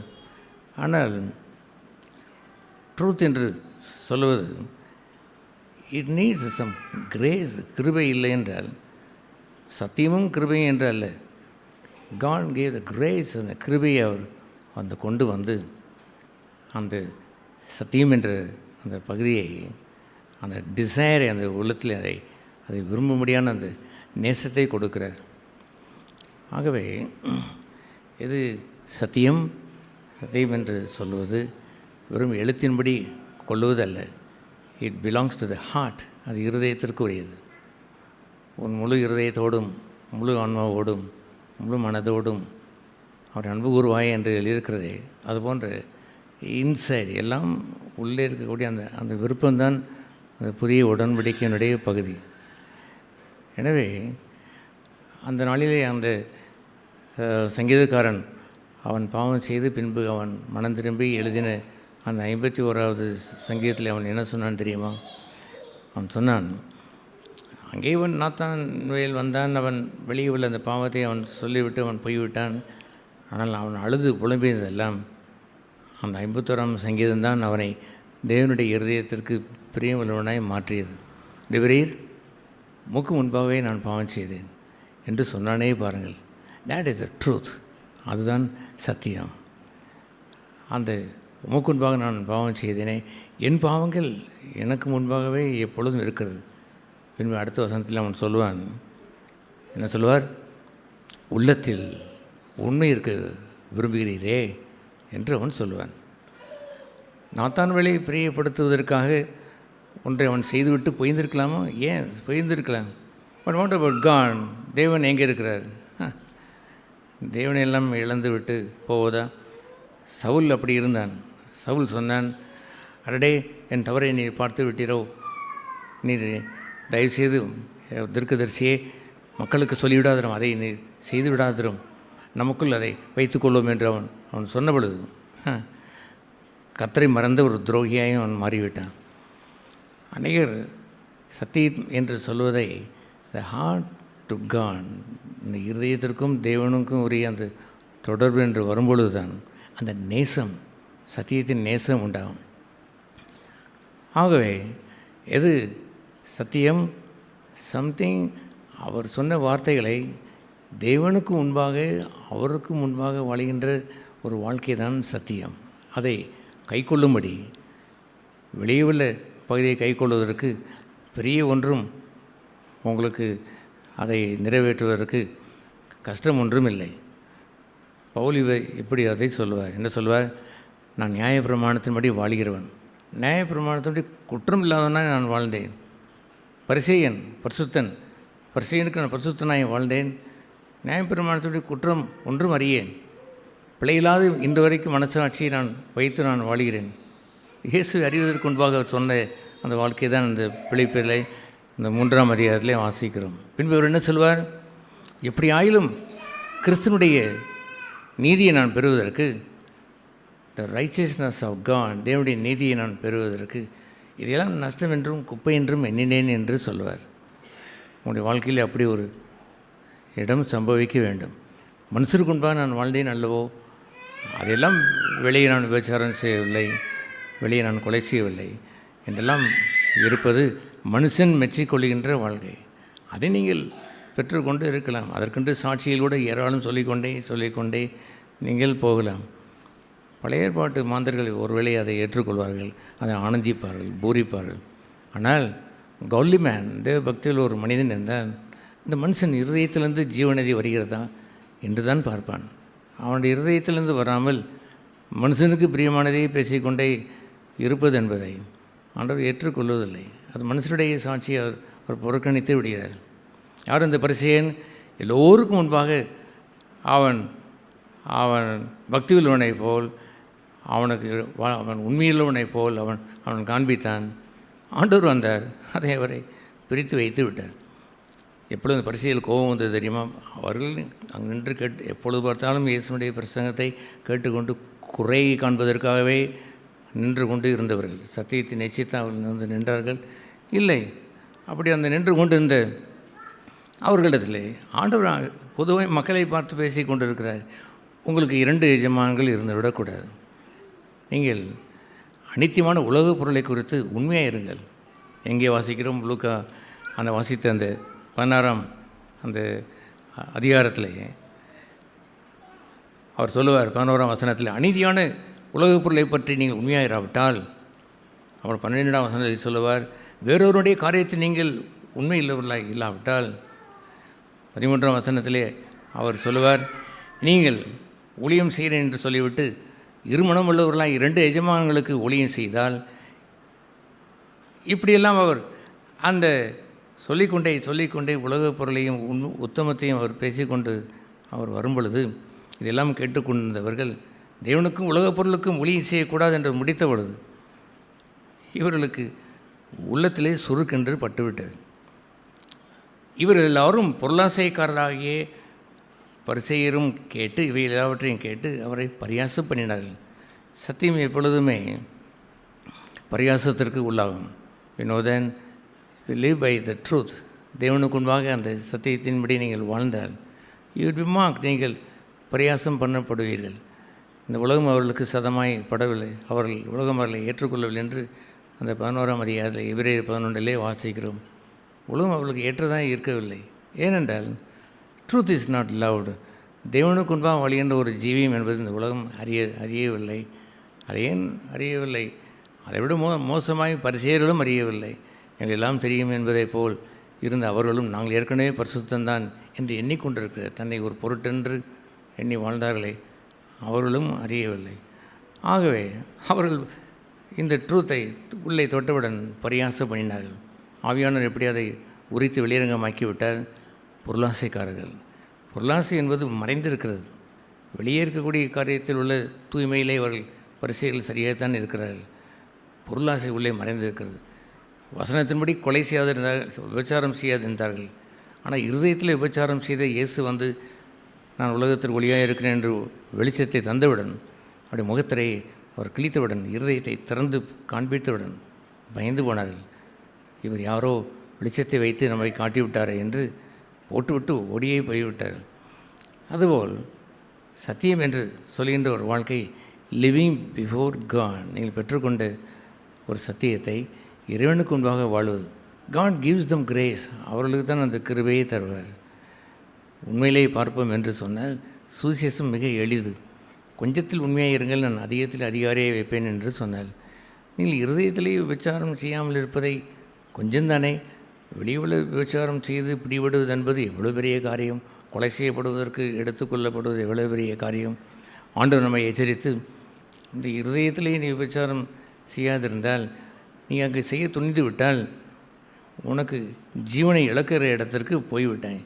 உன் ஜீவனை காட்டிலும் உன்னுடைய உடல் உறுப்பை ஒன்றை காட்டிலும் ஜீவன் நல்லதல்லவோ, பிடுங்கி எறி. அது எந்த உறுப்பாக இருந்தாலும் என்ன, அதை கண்ணாக இருந்தாலும் சரிதான், கையாக இருந்தாலும் சரிதான், காலாக இருந்தாலும் சரி, வெட்டி எறி என்று ஆண்டவர் அப்படி ஒரு வார்த்தையை அவர் சொன்னார். அதுபோன்ற தேவனுக்கு முன்பாக ஒரு வாழுகின்ற வாழ்க்கை வெளிச்சத்தை போட்டவுடன் பயந்து ஓடிவிட்டார்கள். அதுபோல் இவர்கள், இந்த பரிசேயர்கள், தேவர் ஹோலி அவுட் சைடு, வெளியே பரிசுத்தராக இருந்தார்கள். பண ஆசை என்று சொன்னவுடன் அவர்களுக்கு ஆத்திரம் வந்து விட்டது. அவர் பரியாசம் பண்ண தொடங்கி விட்டார்கள். உடனே இப்பொழுது திரும்பி விட்டார். பரிசேயர்களை பக்கம் திரும்பி என்ன சொல்கிறார்? அவர் அவர்களை நோக்கி, இப்பொழுது பரிசேயர்களை நோக்கி சொல்கிறார், நீங்கள் அதற்கு முன்பாக பரிசேயர்களை நோக்கி சொல்லவில்லை, மக்களை பார்த்து பேசி கொண்டிருக்கிறார். இப்பொழுது அவர் திரும்பி, நீங்கள் மனுஷன் முன்பாக உங்களை நீதிமானாக காட்டுகிறீர்களே, தேவனோ உங்கள் இருதயங்களை அறிந்திருக்கிறார். மனுஷருக்குள்ளே மேன்மையாக எண்ணப்படுவது தேவனுக்கு முன்பாக அருவருப்பாக இருக்கிறது. இவர்களோ ஜஸ்ட் லீவ் பிஃபோர் மென், மனுஷருக்கு முன்பாக அந்த வாழ்கின்ற அந்த வாழ்க்கைக்கு சத்தியம் எடுபடாது. சத்தியத்தை போய் பொருளாசை என்று சொல்வதை, நீங்கள் வேறொருடைய பொருளை உண்மை இல்லையே அதை திருப்பிக் கொடு என்று சொன்னால் அவர்களுக்கு ஆத்திரம் வந்துவிடும்.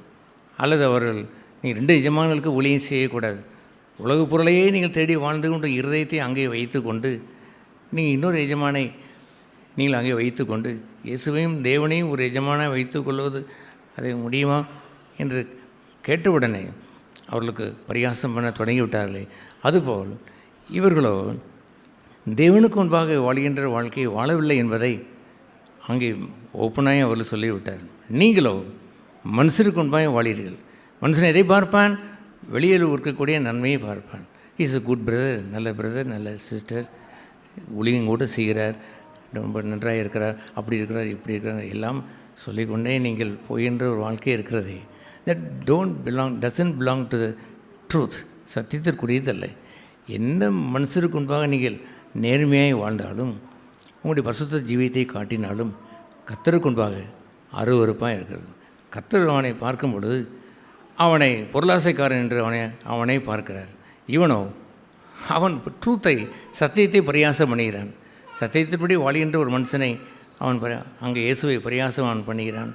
2 எஜமான்கள் கூடாது என்று சொன்னவரை பரியாசம் பண்ணுகிறான். வேறொருடைய பொருளில் உண்மையில்லாவிட்டால் எப்படி ஆண்டவர் உங்களுக்கு உங்களுக்குரிய நித்திய ஜீவனையும் கிருபையும் உங்களுக்கு விசுவாசத்தையும் அவர் தருவார் என்று சொன்னவரை பார்த்து அவன் பரியாசம் அவன் செய்கிறான். கொஞ்சத்தில் உண்மையாக இருக்க வேண்டும் என்று சொன்னவரை பரியாசம் செய்கிறான். 2 எஜமான்களுக்கு உலக பொருளுக்கு நீங்கள் சேவம் செய்து கொண்டே பக்தியாய் வாழலாம் என்று எண்ணாதீர்கள் என்று சொன்னவரை அவன் பரியாசம் அதை செய்தான். அவனை ஆண்டவர் ஓப்பனாய் திறந்து காண்பித்து வைத்து விட்டான். மனுஷருக்கு முன்பாக வாழ்கின்ற ஒரு வாழ்க்கையை ஆண்டவர் சில காலம் பார்த்துருப்பார். பின்பு அவன் நேருக்கு நேராக தேவனுக்கு விரோதமாக வரும்பொழுது ஓப்பனேட், அதை ஓப்பனாக உடைத்து அதை காண்பித்து, யூ லீவ் பிஃபோர் மென், மனுஷருக்கு முன்பாக வாழ்கிறாய். மனுஷருக்கு முன்பாக நீ வாழ்ந்து கொண்டு இருதயத்தில் பொருளாசை என்பதை மறைத்து வைத்து கொள்ளாமா? பொருளாசை எவன் கண்டான்? என் இருதயத்தில் பொருளாசையை கண்டானா? அந்த மூப்பர்களும் அந்த பரிசேயர்களும் அந்த வேதபாரர்களும் கல்லை வைத்து கொண்டு விபச்சாரக்காரனை கொலை செய்ய வரும்போது பரிசுத்தரை போல் நிற்கிறார்கள். அத்தனை பேரும் பரிசுத்தர், பொது ஜனங்கள் ஒன்றும் வரவில்லை. அந்த வேதபாரர்களும் மூப்பர்களும் அந்த பரிசேயர்கள் தான் நின்று கொண்டு இருக்கிறார்கள். ஆனால் மனுஷருக்கு முன்பாக பரிசேயல அப்படி நின்று அவர்களை சிட்டாரட் ஓப்பன் பண்ணி, இது போன்ற பாவத்தை செய்யாதவன் முதல் கல்லை எரிய கடன் சொன்னவுடனே எல்லோரும் போட்டு விட்டு போய்விட்டார்கள். இருதயத்தை திறந்து காண்பித்து அங்கே உள்ள நாற்றத்தை அவன் முகரும்படி செய்யக்கூடிய ஒரு நேரம் வந்துவிட்டது. ஓப்பன் திறந்து வைத்து விட்டார். டோன்ட் லீவ் பிஃபோர் மென். மனுஷருக்கு முன்பாக உங்களுடைய சத்தியத்தை வைத்து வாழாதீர்கள். இந்த உலகத்தில் இந்த பெந்தகோஸ்தே சபையில் நான் இருந்திருக்கிறேன். எல்லா சாட்சிகளும் மனுஷரை பிரியப்படுத்துவதற்காகவே ஜோடித்து வந்து சாட்சிகளை சொல்வார்கள். அதுபோன்ற சாட்சிகள் நான் விரும்புவதில்லை. ஏன் எந்த மனுஷன் என்னை பார்த்து அப்ளாஸ் பண்ண வேண்டும்? ஆஹா, இவ்வளோ பெரிய சாட்சியா என்று எவன் சொல்ல வேண்டும்? சத்தியத்தோடு பேசியிருந்தால் அது வேறு விஷயம்.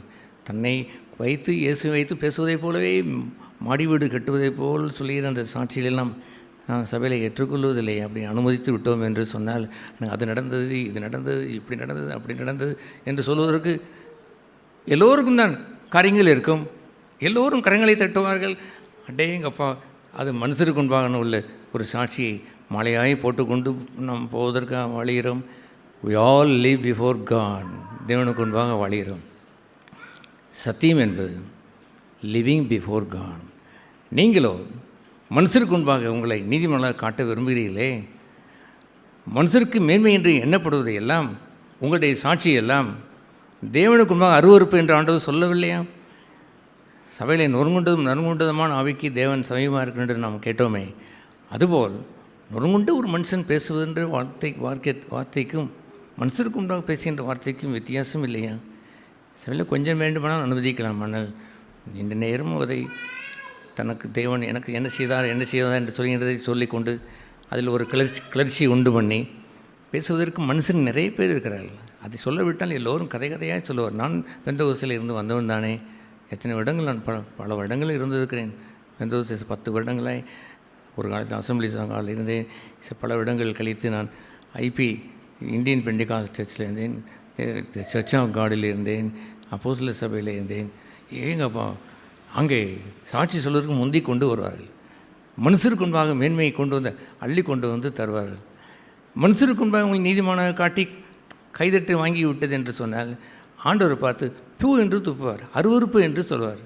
அருவருப்பு என்று சொல்வது பழைய ஏற்பாட்டு நாட்களிலே அவனுக்கு ஆய்வு வருது என்று சொன்னால் வெளியே கூடாரத்துக்கு வெளியே போய் அதை தோண்டி அதை மூடிவிட்டு வர வேண்டும். இல்லைன்றால் தேவனுடைய அவருடைய நாசிக்கு முன்பாக அருவருப்பு என்று எழுதியிருக்கிறது. நரகளை வைத்து அதற்கு எல்லோரும் கைதட்டி விட்டால் போதுமா? Is it a search? அது ஒரு சபையாகத்தான் இருக்க முடியுமா? நீங்கள் எல்லோரும் சிலரேன்னு கேளுங்கள். சத்தியத்தை எங்கே சத்தியம் என்று என்னவென்று தெரியுமா? மோசே கொண்டு வந்த பிரமாணம் அல்ல, இருதயம். அவர் இருதயத்திலே சத்தியத்தை கொண்டு வந்து வைத்தார். எது விடுதலையாக்கும்? இருதயத்திலே அந்த வார்த்தையை போய்விட்டது என்றால் அந்த சத்தியம் அவனை விடுதலையாக்கும். Love the truth. சத்தியத்தை நேசிங்கள். உங்களுக்கும் இருதயத்திற்கும் சம்பந்தமாய் வைத்து நீங்கள் வாழுங்கள். பொருளாசி என்பது எவன் கண்டான்? உங்கள் உள்ளத்தில் இருக்கக்கூடிய பெருமை எவன் கண்டான்? நீங்கள் அதை மறைத்து வைத்து கொண்டு மனுஷருக்கு முன்பாக நீங்கள் ஜோடனை பண்ணுகின்ற வாழ்க்கையை விட்டுவிடுங்கள். அது முகமூடி தரித்த ஒரு வாழ்க்கை. மனுஷருக்கு முன்பாக நீதிமான இருந்தால் தேட் இஸ் இனஃப். அது போதும். அதை அவர் சாட்டிஸ்ஃபை பண்ணிவிட்டு போய்விட்டால் போதும். காலங்கள் ஒன்று வரும். தேவனுக்கு முன்பாக இந்த வாழ்க்கையை இழந்த நீங்கள் சர்வவல்ல தேவன் உங்களை முகமுடி கிளிக்காமல் விடுவாரா? கண்டிப்பாக ஒரு நாள் வரும்பொழுது இட் வில் ஓப்பன். அது ஓப்பனாக வரும்பொழுது it is a great loss for you. பெரிய ஒரு நஷ்டம் ஒன்று உண்டாகிவிடும். ஆகவே அவர்களை பார்த்து டோன்ட் லீவ் பிஃபோர் men. மனுஷருக்கு முன்பாக வாழாதீர்கள், தேவனுக்கு முன்பாக வாழுங்கள். அதைத்தான் நான் பிரசங்கித்து கொண்டே இருக்கிறேன். அவர்களுக்கு கோபம் வருகிறது. விபச்சாரம் என்று அவதை சொல்கிறார்கள். நான் உங்கள் இருதயத்தில் விபச்சாரம் உண்டு என்று நான் சொல்கிறேன். கோபம் உண்டாகி விடுகிறது. அவர்கள் நாங்கள் நீதிபரர்கள் என்று எண்ணிக்கொண்டிருக்கிறார்கள். மனுஷருக்கு முன்பாக நீதிமான வாழ்ந்து கொண்டிருக்கிறீர்கள். ஆனால் இருதயத்திலேயோ பண ஆசை கொண்டவர்கள், பொருளாசை கொண்டவர்கள் என்று ஓப்பன் பண்ணுகிறேன். தேர் கோபம் வந்து விட்டது. we should love the truth. சத்தியத்தை நேசிக்க வேண்டும். ஒரு மனிதனும் தொட்டு விடாத ஒரு பகுதியை பரிசுத்த ஆவியானவர் என்ற சபையிலே தொட்டு விட்டாரே என்று இருந்தால், ஆண்டவரே, நான் என்னுடைய இருதயத்திலே நான் குத்தப்பட்டபடி நான் வாழ்வேன் என்று சொல்ல வேண்டாமா? அந்த நேரத்தில் அவன் என்ன சொன்னார்? கடைசியாக அந்த சங்கீதக்காரன், நீ உள்ளத்தில் உண்மை இருக்க விரும்புகிறீர். அவன் நாத்தான் வழி பிரியப்படுத்த செய்தான், அல்லது அந்த சவுல் சாமுவேலை பிரியப்படுத்துவதற்கு சொன்னான், சொல்லிவிடாதரும், யாருக்கும் சொல்லிவிடாதரும், நான் பலிகளை கொஞ்சம் வைத்திருக்கிறேன் என்றோ அல்லது இதை செய்தேன் அதை செய்தேன் சொல்லாதரும், நமக்குள் இருக்கட்டும் என்று சொல்கிறானே. இந்த சாமுவேலை பிரியப்படுத்தி விட்டால் போதுமா? சாமுவேல் அப்படிப்பட்ட தீர்க்கதரிசி அல்ல. அவன் நீ இப்படி சொன்னது நிமித்தம் உனக்கு இன்னும் கொஞ்சம் கேடு என்று தான் சொன்னாரே அல்லாமல் மனுஷரை பிரியப்படுத்த போனவன் அல்ல இந்த தாவீது. என் பாவங்கள் எனக்கு முன்பாக நிற்கிறதே, இருதயத்தில் என் உத்தமத்தை விரும்புகிறீரே என்று அவன் கண்டானே பாருங்கள். அங்குதான் அவனுடைய மனம் திரும்புதல். உடனே அவன் மனம் திரும்புதலை கண்டு ஆண்டவர் உள்ளத்தில் உண்மை இருக்க விரும்புகிறீரே என்று சொன்ன அந்த வார்த்தையை நினைத்தோம். அவன் தேவனுடைய இருதயத்திற்கு பிரியமுள்ளவனாய் மாறினான். நான் கேட்கிறேன் அருமையான சகோதர சகோதரிகளையும், லீவ் பிஃபோர் காட், தேவனுக்கு முன்பாக வாழுங்கள். என் வார்த்தைகளை கேட்டும் அவைகளை கை கொள்கிறவன் எவனோ என்று சொல்லிவிட்டு என்ன இருக்கிறது தெரியுமா? ஆழமாய் தோண்டி அஸ்திவாரம் போட்டவன். அஸ்திவாரத்தை எங்கே போட்டிருக்க வேண்டும்? இருதயத்திலே போட்டிருக்க வேண்டும். இங்கே தொட்டவுடன் இருதயத்திலே ஒரு சின்ன குத்தி விட்டால் கூட ரத்தம் வரத்தான் செய்யும். அதல்ல, it's a long distance between God and the heart. தேவனுக்கும் இருதயத்திற்கும் உள்ள வித்தியாசத்தை போல் தேவன் எங்கே இருக்கிறார், இருதயம் எங்கே இருக்கிறது? எனக்கு அவ்வளோ தூரம் தள்ளி இருக்கிற அந்த தேவன் நெருங்கி வந்து என் இருதயத்திலே நான் நறுங்கொண்டு வாழும்படி கை கொள்ளும்படி செய்கிறாரே, அது அவருக்கும் எனக்கு உள்ள டிரான்சாக்ஷன் என்று சொல்வதை சொன்னால் ஏராளம் இருக்கிறது. கண்ணீர் சிந்தி மல்கி திருந்தி வாழ்ந்து வருகின்ற ஒரு மனுஷன் எவனாவது யாராவது புகழ்ந்தால் அவன் அதை பொருட்படுத்தவே மாட்டான். தேவனுக்கு முன்பாக போகும்பொழுது அவனை எல்லாம் வெளியரங்கமாக ஆக்கிறவர் கர்த்தர். அப்படி பார்வை கொண்டாய் ஒன்றும் மறைந்திருப்பதே இல்லை. நிர்வாணமாய் சகலமும் ஆண்டவருக்கு இருக்கிறது. எதுவும் அவரை மூடிக்கொள்வதே இல்லை. ஹீல் ஓப்பன் இட், அதை திறந்தவர் அவர் பார்த்து விடுவார். அதுபோன்று ஒரு சபையாக இருக்க வேண்டும். அவன் வாய் திறவாது இருந்தான் என்று எழுதியிருக்கிறது. அந்த அனனியாவும் சப்பீராலும் இவ்வளோதானா? நீ உன்னுடைய சமர்ப்பணம், உன்னுடைய முழு சமர்ப்பணம் செய்து விட்டாயா? அவன் செய்தேன் என்று சொல்வதோ செய்யவில்லை என்று சொல்வதோ வாயிலே சொல்வது. இவனோ செய்தவன் போல் கொடுத்ததை போல் அமைதியாக அவன் நின்றதை கண்டு என்ன சொன்னான் தெரியுமா? பரிசுத்த ஆவியானவருக்கு முன்பாக பொய் சொன்னாயே என்று அவன் சொல்லிவிட்டார். பரிசுத்த ஆவியானவருக்கு முன்பாக அதன் இவ்வளோ கொடுத்துருக்கானே, அவனை ஏற்றுக்கொள்ள வேண்டியதானே என்றெல்லாம் இல்லை.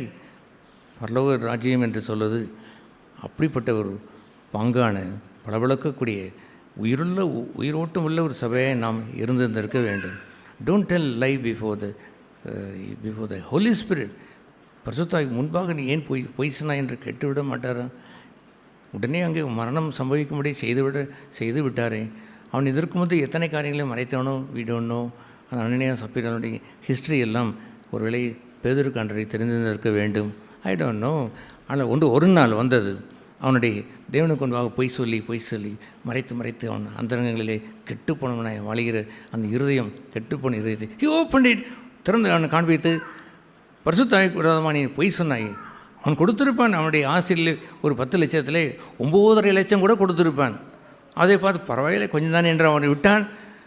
முழுவதும் கொடுத்தாய் என்று கேட்டான். அதற்கு என்ன சொன்னான்? அவன் முழுதும் கொடுத்ததை போல நிற்கிறான். கொடுத்ததை போல ஒரு பாசாங்கை செய்து மனுஷருக்கு முன்பாக சாட்டிஸ்ஃபை பண்ணுவது நலம்தானா? I never satisfied with any man. நின்றது இல்லை. அது பொருள் என்னவென்று சொன்னால், அந்த மனுஷனை பிரியப்படுத்துவதற்கு போராட்டம் வரவில்லை என்று நான் சொல்லவில்லை. There was a struggle there, some struggle is there. ஒரு போராட்டம் இருக்கத்தான் செய்து. ஆனால் ஆவியின் பக்கத்தில் இருந்து ஆவியானது மாம்சத்துக்கு விரோதமாக போராடி என்று நின்றேனே அல்லாமல், மாம்சம் நானாக இருந்து ஆவிக்கு விரோதமாக போராடி ஆவியை அவிழ்த்து போடுற இடத்துக்கு நான் போனதில்லை ஐயா. தெர் வாஸ் கண்டினியூஸ் ரெஸ்லிங் தேர். அங்கே ஒரு போராட்டம் வரத்தான் செய்யும். ஆனால் முடிவிலே அந்த ஜெயம் அவர் கொடுப்பார். அந்த ஜெயத்தை எப்படி அவர் கொடுப்பார்? இயேசு சொன்னதே போல் அவர் சொல்ல, ஜெயம் பெறுகிறவன் எவனோ என்று சொன்னால், சும்மா இருக்கிறவன் எப்படி ஜெயம் பெறுவான்? போராடுகிறான். போராடி அவன் ஜெயம் பெற்றான். ஆகவே நான் வாழவில்லை என்று சொல்வது எல்லாம் வெற்றிகரமாய் வாழ்ந்து கொண்டே வந்தேன் என்று நான் சொல்லவில்லை. ஐ ஸ்டுட் அகெயின்ஸ்ட் தேட். விரோதமாய் நின்றேன் என்று சொல்கிறேன். ஐ வார்ட் அகெயின்ஸ்ட் தேட். நான் ஆவியிலே நின்று அந்த மாம்சத்துக்கு விரோதம் போராடினேன் என்று நான் சொல்கிறேன். அது என்னை மேற்கொள்ளவில்லை என்று சொல்கிறேன். ஏனென்றால் ஐ எம் அண்டர் கிரேஸ். சத்தியத்தின்படி வாழ விரும்புகிறவன், தேவனுக்குன்பாக வாழ விரும்புகிறவனுக்கு கிருபை கொடுத்து கொண்டே இருப்பார். ஆஸ் ஐ ஆம் அண்டர் த கிரேஸ். அந்த ரோமர் 6:14 சொல்கிறதை போல் நான் கிருபைக்கு கீழ்பட்டிருக்கிறபடினால் பாவம் போராடினது பாவம் இருக்கிறதே, மனுஷருக்கு முன்பாக வாழ்கின்ற அவனை பிரியப்படுத்தி வாழக்கூடிய ஒரு பாவம் இருக்கிறதே, அது என்னை மேற்கொள்ளவில்லை என்று நான் சொன்னேன். அதை என்ன செய்யவில்லை? நான் கிருபைக்கு கீழ்பட்டிருக்கிறபடினால் பாவம் என்னை மேற்கொள்ளவில்லை என்று சொல்வதானையா சபை? காலங்கள் வரும்பொழுது பெரிய பெரிய காரியங்கள் நடைபெற்று வரும்பொழுது கூட எந்த மனுஷனையும் பிரியப்படுத்தாத வாழ்க்கை பகிரங்கமாய் ஆண்டவர் காண்பித்து சபையை ஸ்திரப்படுத்துவார், மக்களுக்கு ஊக்கமளிப்பார். இந்த மனுஷன் எதையும் பிரியப்படுத்த மாட்டான். எவ்வளவு பெரிய துன்பம் வந்தாலும் சரிதான், அதற்கு சார்பாய் நின்று கொண்டு தன்னை பாதுகாக்க போகவே மாட்டான். கர்த்தருக்கு பிரியமாய் வாழ்வான் என்று தெரிந்துவிடும். அது எவ்வளோ பெரிய மனிதனாக இருந்து ஒரு வேதபாரர்களைப் போல் பெரியவர்களாக வந்து செய்ததை போல் தோன்றினாலும் கூட இன்னவர் ப்ளீஸ் தம், அவளை ஒரு நாளும் அவனை பிரியப்படுத்த போக மாட்டான் என்று தெரிந்துவிடும். மனுஷரை பிரியப்படுத்தி மனுஷருக்கு முன்பாக வாழ்கின்ற ஒரு வாழ்க்கை வீணல்லவா? தேவனுக்கு முன்பாக வாழ்கின்ற வாழ்க்கை ஒன்று உண்டல்லவா? அதற்கு பெயர் தான் சத்தியம். ஆழமாய் தோண்டி மேலே உள்ளதெல்லாம் விசாரம் செய்யவில்லை என்பதுதான். ஆழமாய் தோண்டினால் இருதயத்திலே பஸ்ஸில் ஏறும் பொழுது 2 விபச்சாரம், மார்க்கெட்டுக்கு இறங்கும் பொழுது 4 விபச்சாரம், யாரோ ஒரு இடித்து கொண்டு போகல விபச்சாரம், ஒரு ஸ்திரீ இச்சையோடு பார்க்கிறவன் என்று ஆங்கிலத்தில் எழுது not seeing, looking into woman. Look என்று சொன்னால் பார்ப்பதற்கு சாதாரண உங்களை கூட நான் பார்க்கத்தான் செய்கிறேன். பார்ப்பது என்பதற்கும் லுக் கவனிப்பது என்பதும் வித்தியாசம் இல்லையா? அவருடைய ஆடையோ ஏதோ ஒரு ஜாடையோ பார்த்து looking. God find that. If God find me looking at a woman, I am collapsed. ஆண்டவரே, I am so sorry என்று மண்டியிட்டு உருண்டு பிறண்டு அவளுக்கு முன்பாக கண்ணீர் விட்டு அழுத வருடங்களை நான் எண்ணி பார்க்கிறேன். கண்களின் இச்சையை விட்டு ஓய்வதற்கு சில வருடங்கள் பிடித்தது. ஆனால் எப்படி நான் கண்டேன்? லுக்கிங், பார்ப்பதை அவர் பார்த்து விட்டார். எவன் கண்டான்? இறுதியில் நான் விபச்சாரம் செய்தேன் என்பது எவன் கண்டான்? மை காட் saw that, என் தேவன் கண்டார். That is the truth. சத்தியத்தை நேசிக்கிற நேசம் என்று சொல்வது it related to the heart, இருதயத்திற்கு உரியது. சகோதர சகோதரிகளே, அதுபோன்ற ஒரு இடத்தை நம்ம எல்லோரும் அடைய வேண்டும். யார் மூலமாய்? மோசே மூலமாய் நியாயப்பிரமாணம் வந்தது, பிசிக்ஸ் கெமிஸ்ட்ரி என்று வந்தது, கொலை செய்யாதிருப்பாய் உபச்ச வெளியே உள்ள காரியங்கள் எல்லாம் வந்தது. இயேசு கிறிஸ்துவின் மூலமாய் ட்ரூத் கேம், சத்தியம் வந்தது. அந்த சத்தியம்தான் அவர்களை விடுதலை ஆக்கியது.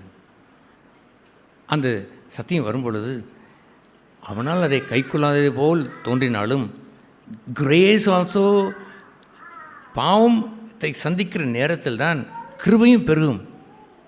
அவன் பாவத்தையே அறியாதது போல் அது தொட்டு புழங்கி கொண்டிருந்தால், பாம்போடு விளாண்டு கொண்டிருந்தால், நஞ்சோடு அவன் குடித்து வாழ்ந்து கொண்டிருந்தால் எப்படி விளங்கும்? பாவம் என்று இருக்கிற இடத்தில்தான் கண்டபிறதான் பாவம் எனக்கு மிகுந்த பாவமாய் மாறியது என்று ரோமர் 6 தொடங்கி 7 அதையும் முடிப்பார்.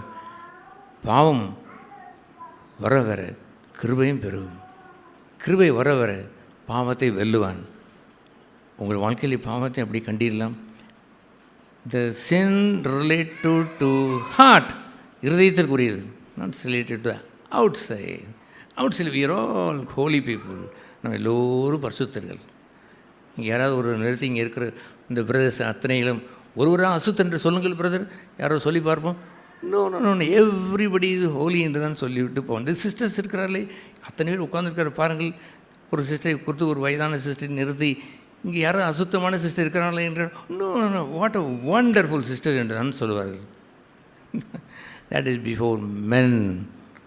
த்ரோ இட் டவுன், அதை தூக்கி எறிங்கள். யோவான் சாணன் ஒரு சாட்சியை அவன் கொடுத்தான். இவர் மெய்யாவே அந்த தேவ ஆட்டுக்குட்டி, உலகத்தின் பாவத்தை சுமந்து இருக்கிற ஆட்டுக்குட்டியின் நல்ல சாட்சி சொன்னானே, அது இயேசு என்ன சொன்னான் தெரியுமா? நான் மனுஷனால் வரும் சாட்சியை ஏற்றுக்கொள்வது இல்லை. நான் யோவான் சாணன் என்னை குறித்து சாட்சி சொன்னான், அதையும் ஏற்றுக்கொள்ளவில்லை. அவன் பெரியவன், ஹீ இஸ் கிரேட், தீர்க்கதரிசியிலே பெரியவன், நல்ல கிரெடிட்டையும் அவர் கொடுத்தார். ஆனால் புதிய ஏற்பாட்டில் உள்ள மலர்ந்த ஒரு பகுதி என்னவென்றால், எந்த மனுஷனுடைய சாட்சியும் ஏற்றுக்கொள்ளாது இருப்பது தான். I tell you brothers sister, நான் சாதாரண சாட்சி இல்லை, யார் யாரோ எங்கெங்கோ நான் டெல்லி போயிருக்கிறேன், அங்கே போயிருக்கிற போகும்போது பெரிய பெரிய சாட்சியெல்லாம் கேட்டிருக்கிறேன். I did not bother to take it into heart. என் இதயத்திற்குள் நான் எடுத்ததில்லை. பிழைத்தேன். அப்படி நான் பிழைத்து வாழவில்லை என்று சொன்னால் தூள் தூளாகி போயிருப்பேன். ஏனென்றால் ஒரு ஓட்டப்பந்தயத்தில் ஓடும் பொழுது பல்கேரியா நாடு முன்னால் ஓடிக்கொண்டிருந்தது, அதற்கு முன்னால் ஓடிக்கொண்டிருந்தது நைஜீரியா ஓடிக்கொண்டிருந்தது. நைஜீரியா முன்னால் ஓடிக்கொண்டு இருந்த பொழுது என்ன சொல்கிறார்கள், என்ன வாழ்க வாழ்க வாழ்க வாழ்க என்று அவன் சொல்கிறான். பல்கேரியா அவனை வரும்பொழுது டவுன் டவுன் என்று அவன் சொல்கிறான். கொஞ்ச நேரம் கழித்து பல்கேரியா முன்னேறினான், பல்கேரியாக்காரன் என்ன சொல்கிறான், வாழ்க வாழ்க என்று சொல்கிறான். இப்படி வாழ்க என்று சொல்வதும் ஒளியை என்று சொல்வதும் மனுஷன் மாறி மாறி சொல்ல முடியுமா? ஒரு நாள் வாழ்க என்று சொல்லுவான், ஒரு நாள் ஒளியை என்று சொல்வான். வாழ்க என்பதை பாக்கெட்டில் வாங்கி நீங்கள் பெண் வாங்கி குத்தி கொண்டு என்று சொன்னால், ஒளியை என்று சத்தம் கேட்டால் செத்தே போவீர்கள், துவண்டு உருண்டு ஐயோ என்று போவீர்கள். இவ்வளோ காலம் மனுஷனுக்காகத்தானே வாழ்ந்தேன், மனுஷனுக்கு முன்பாகத்தானே நடந்து கொண்டேன், ஐயோ போச்சே என்னுடைய சாட்சியெல்லாம் என்று உருண்டு போய்விடுவான். ஸ்டாண்ட் பிஃபோர் காட், தேவனுக்கு முன்பாக நின்று வாழுங்கள். அதுபோன்ற சபையில் தான் இருக்கிறீர்கள் என்பதை மறந்து விடாதீர்கள். The church never stand before men. மனுஷன் அபிப்பிராயத்திற்காக நின்றதே இல்லை. All the time leave before God, தேவனுக்கு முன்பாக நின்று வாழ்ந்தது. எனவேதான் உள்ளத்தில் உண்மை இருக்க விரும்புகிறீரே என்று சொன்ன அந்த வார்த்தையிலே புதிய ஏற்பாட்டினுடைய அத்தனை சத்தியங்களையும் பொதிய அங்கே வைத்து நொறுங்குண்டதும் நறுங்குண்டதும் அவைக்கு தேவரே புறக்கணீர், அந்த சமீபமாக இருக்கிறீர் என்ற அற்புதமான வார்த்தை உண்டானது. நாங்கள் இயேசு எங்களோடு இருக்க வேண்டும், அவர் இந்த ராத்திரியில் எங்களோடு தங்கியிருக்க வேண்டும் என்று சொன்ன பொழுது அவர் எழுத்தின்படி அங்கே எப்படி தங்க முடியும்? அதற்கு பதிலாக ஒன்றை செய்து காண்பித்தார். அந்த எம்மாவூர் சீஷர்களுக்கு அப்பத்தை எடுத்தார், புரோக்கிட் உடைத்தார். அங்கே இயேசுவை கண்டார்கள். நொறுங்குண்ட இடத்தில்தான் இயேசு இருப்பார். அதுபோன்ற ஒரு வாழ்க்கை இனிமையான வாழ்க்கை இல்லையா? All the time Jesus with me, இயேசு என்னோடு கூட இருக்கிறார். ஆகவே ஆழமாய் தோண்டுங்கள், மேலோட்டமான மனுஷருக்கு முன்பாக வாழாதங்கள். ஆழமாய் இப்படி கண்மலையாய கிறிஸ்துவத்திலே அவரோட டச் பண்ணுங்கள், தொடர் கொண்டு அந்த கண்மலையிலே நீங்கள் போட்டு வளருங்கள். உங்களுடைய வீடு பத்திரமாக இருக்கும். புயலும் காற்றும் பெருமழையும் சொரிந்தாலும் ஒன்றும் அதை சேதப்படுத்த இயலுவதில்லை. இன்னொரு அவர்களும் கேட்டார்கள். எல்லோரும் அவர் கேட்டும் மற்றவர்கள் கை கொள்ளவில்லை. வெறும் மணலிலேயே வீடு கட்டி விட்டார்கள். மனுஷர் பார்வைக்கு இருந்தால் போதும், எங்கேயும் மறைவான கத்தருக்குள் ஆழமாய் தோண்டி அங்கே அஸ்திவாரம் போடுவது. மனுஷர் பார்வையிலே வாழ்ந்த வாழ்க்கை இரண்டும் ஒரே மாதிரி தோன்றியது போல் தோன்றியது. பெருங்காற்றும் மழையும் சொரிந்ததை கண்மலையிலே மனுஷருக்கு முன்பாக வாழ்ந்த வாழ்க்கை விழுந்தான். கண்மலையிலே கட்டப்பட்ட வீடு நிலைத்து நின்றது. I tell you brothers and sisters, நம் கொஞ்சம் பேர் இருந்தாலும் யூர் ஆல் ப்ரெஷியஸ், விலையேற பெற்றவர்கள். எந்த வகையிலே விலையேற பெற்றவர் என்று சொன்னால், you're standing in the true church of God, தேவனுடைய சபையிலே நிற்கும் பாக்கியத்தை பெற்றவர்கள். I not saying it illusionarily, கதை நான் சொல்லவில்லை, வெறும் பிரசங்கமாய் சொல்லவில்லை. ஐ லிவ் இட், வாழ்ந்து அனுபவித்து போராடி ஜெயித்து ஜெயம் பெற்றவன் எவனோ என்று சொல்லிடுற அந்த போராட்டத்தில் போராட்டத்தில் நின்று ஜெயம் பெற்று முன்னால் போய் கொண்டிருக்கிற மனுஷனாக நின்று உங்களுக்கு பேசுகிறேன்.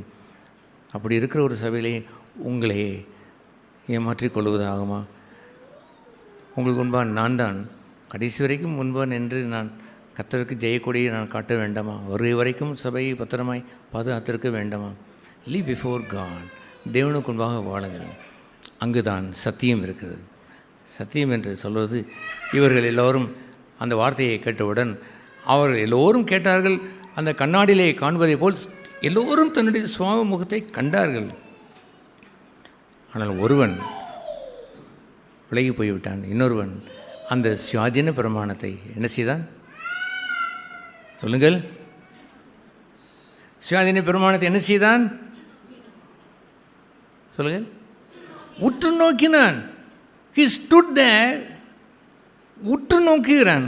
ஒருவன் நல்ல செய்தி என்று கேட்டுவிட்டு போய்விட்டான். அவர்கள் அதை மறந்து போனார்கள். எல்லோரும் சத்தியத்தை கேட்டு அங்கே எங்கே வாசிக்கிறோம், யாக்கோபு எழுதின அந்த 1ஆம் அதிகாரம், யாக்கோபு 1ஆம் அதிகாரத்தில்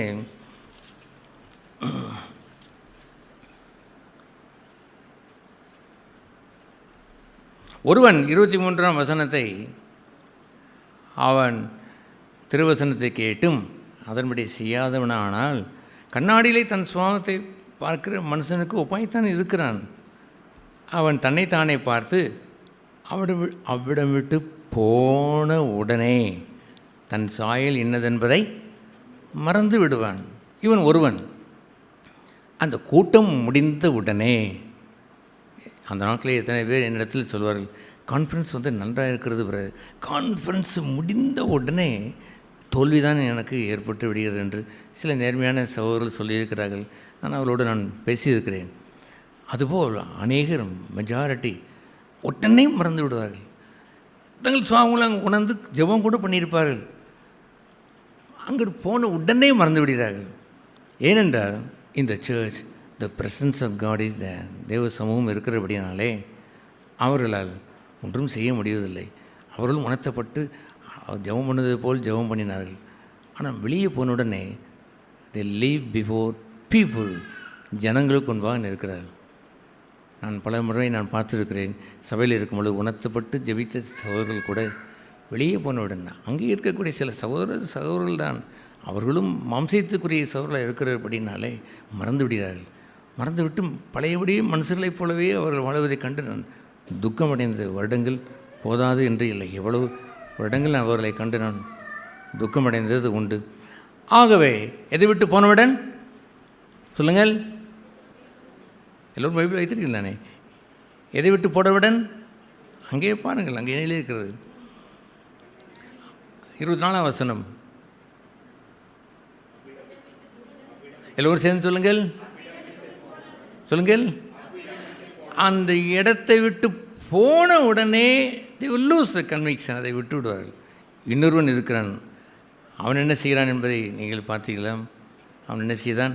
சுயாதீன பிரமாணமாகி பூரண பிரமாணத்தை இன்னொருவன் உற்று பார்த்து. சுயாதீன பிரமாணம் என்றால் என்னவென்று தெரியுமா? பிரமாணம் ஒருவனை கட்டாயப்படுத்துவதே இல்லை, பிரமாணத்திற்கு சுயாதீனம் கொடுக்கும். நீ விரும்பினால் ஒருவன் என்னை பின்பற்றி வர விரும்பினால் என்று சுயாதீனம் உண்டு. பழைய ஏற்பாட்டிலே சுயாதீனம் உண்டா? விசாரம் செய்யாதிருப்பாயாக, பிறர் பொருளை இச்சியாதிருப்பாயாக, இல்லை என்றால் உனக்கு பனிஷ்மெண்ட் தான் என்று பிரமாணம் கட்டளையை கொடுக்கும். இங்கேயோ சுயாதீனம். ஒரு சிறிய இச்சையோடு பார்த்தால் என்று சொல்வது உன்னை பொறுத்து தான். நீங்கள் அதை உணர்ந்திருந்தால் நலமானது தான். சத்தியத்திற்கு சுயாதீனம் உண்டையா? அந்த சுயாதீனத்தை பயன்படுத்தி சத்தியத்தை குப்பையில் தள்ளிவிட்டு போய்விடுகிறார்கள். தங்களுக்கு சுயாதீனம் உண்டல்லவா? ஆகவே எவன் கண்டான், நான் உருட்டி விடுவோம் என்று அவன் உருட்டி வைத்து விட்டு போவான். இவனோ அந்த சுயாதீன பிரமாணத்தை சொந்தமாக்கி கொள்வதற்காக உற்று நோக்கினான். எப்படி பார்த்தான்? உற்று பார்த்து அதிலே நிலைத்திருக்கிறவனே, கேட்கிறதை மறக்கிறவனாய் இராமல் அதற்கேற்ற கிரியை செய்கிறவனாய் இருந்து தன் செய்கையிலே பாக்கியவானாய் ஆசீர்வதிக்கப்பட்டவனாய் இருப்பான். அவன் செய்வதெல்லாம் வாய்க்கும் என்பதைப் போலவே அவன் விருத்தியாகிக் கொண்டே போவான், கை கொண்டு போய்கொண்டே இருப்பான். அது ஏனென்று சொன்னால், he loved the truth, சத்தியத்தை நேசித்தான்.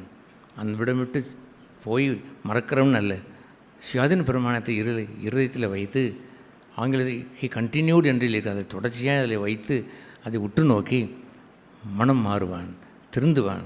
he lived before God, தேவனுக்கு முன்பாக வாழ்கிறவன் அவன்தான். அதை கேட்குற அன்பார்ந்த சகோதர சகோதரிகளே, நாம் சபையில் கேட்பது எல்லாம் பிரமாணம் அல்ல, அது என்னவென்று சொல்ல வேண்டும்? சத்தியம். அந்த சத்தியத்திற்கு கொஞ்சம் விரிவாய் சொல்ல வேண்டும் என்றால் சுயாதீன பிரமாணம். என்ன பிரமாணம்? ஆவியானவர் எங்கே உண்டோ அங்கே என்ன உண்டு? விடுதலையும் உண்டு. இயேசுவை வனாந்திரத்திற்கு கொண்டு போனது யார்? சோதிக்கப்படுவதற்கு. பிசாசா அல்லது பரிசுத்த ஆவியானவரா? சொல்லுங்கள். ஹோலி ஸ்பிரிட். அங்கே கொண்டு போய் நிறுத்திய பொழுது சோதனைக்காரன் வருகிறான். சோதனைக்காரன் வந்த பொழுது பரிசுத்த ஆவி இருந்தாரா இல்லையா? இருந்தார். ஆனால் கம்பல் பண்ணவில்லை.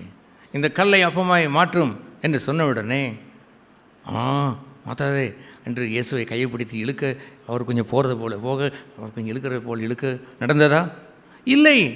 ஏனென்றால் all the time the Holy Spirit all the times give that freedom, liberty. விழுந்து விடுவான். நீங்கள் ஒரு பரிசுத்தம் என்று எண்ணிக்கொண்டிருக்கிறீர்கள். ஒரு காலகட்டத்தில் ஒரு எக்ஸ்கர்ஷன் அல்லது எங்கேயாவது வெளியே போகும்பொழுது வெசித்தனம் என்று முன்னால் வருகிறதே, அங்கே உங்களோட பரிசுத்தாவின் நின்று கொண்டு தான் இருக்கிறார், சோதனைக்காரனும் நிற்கிறான். உங்களுடைய லிபர்ட்டி, அந்த ஆவியான தந்த அந்த சுயாதீனம் ஒன்று இருக்கிறதே, சுயாதீனம் தந்த லிபர்ட்டி இருக்கிறதே, கொன்று போட்டீர்களே அந்த சுயாதீனத்தை பயன்படுத்தி அங்கே போய் பாவம் செய்தீர்களே. மதுரையில் இருக்கிற வரைக்கும் பாவம் செய்யவில்லை, ஆனால் எங்கேயோ வெளியூர் போனார்களாம், சிம்லாவுக்கு போனார்களாம், அங்கே கொடைக்கானலுக்கு போனார்களாம், அங்கே ஒரு இச்சையை பார்த்தாரலாம், அதில் போய் தழுவி கொண்டாரலாம். யார் அவர்கள்? சுயாதீனத்தை தங்களுக்கு சார்பாய் பழகி கொண்டவர்கள். கர்த்தருடைய ஆவியானவர் எங்கே இருந்தாலும் விடுதலையை தருவார். கூடவே நின்றார். He give the choice. It belongs to you. உனக்குரியது என்று சொல்வார். இல்லை என்றால் சத்தியம் ஒன்றும் இல்லை. ஏதேன் தோட்டத்தில் தான் ஆண்டவர் இருக்கிறார். ஏதேன் தோட்டத்தில் இருக்கும் பொழுது சாத்தானே அங்கே வந்து கர்த்தருடைய தோட்டத்திற்கு உள்ளே வந்த பொழுது கூட He gave the liberty, சுயாதீனத்தை தந்தார். ஆனால் இவர்களோ அந்த சுயாதீன பிரமாணத்தை தழுவி கொண்டார். மை காட் இஸ் ஒண்டர்ஃபுல் என்று சுயாதீனத்தை கொடுத்திருக்கிறார். நான் பலமுறை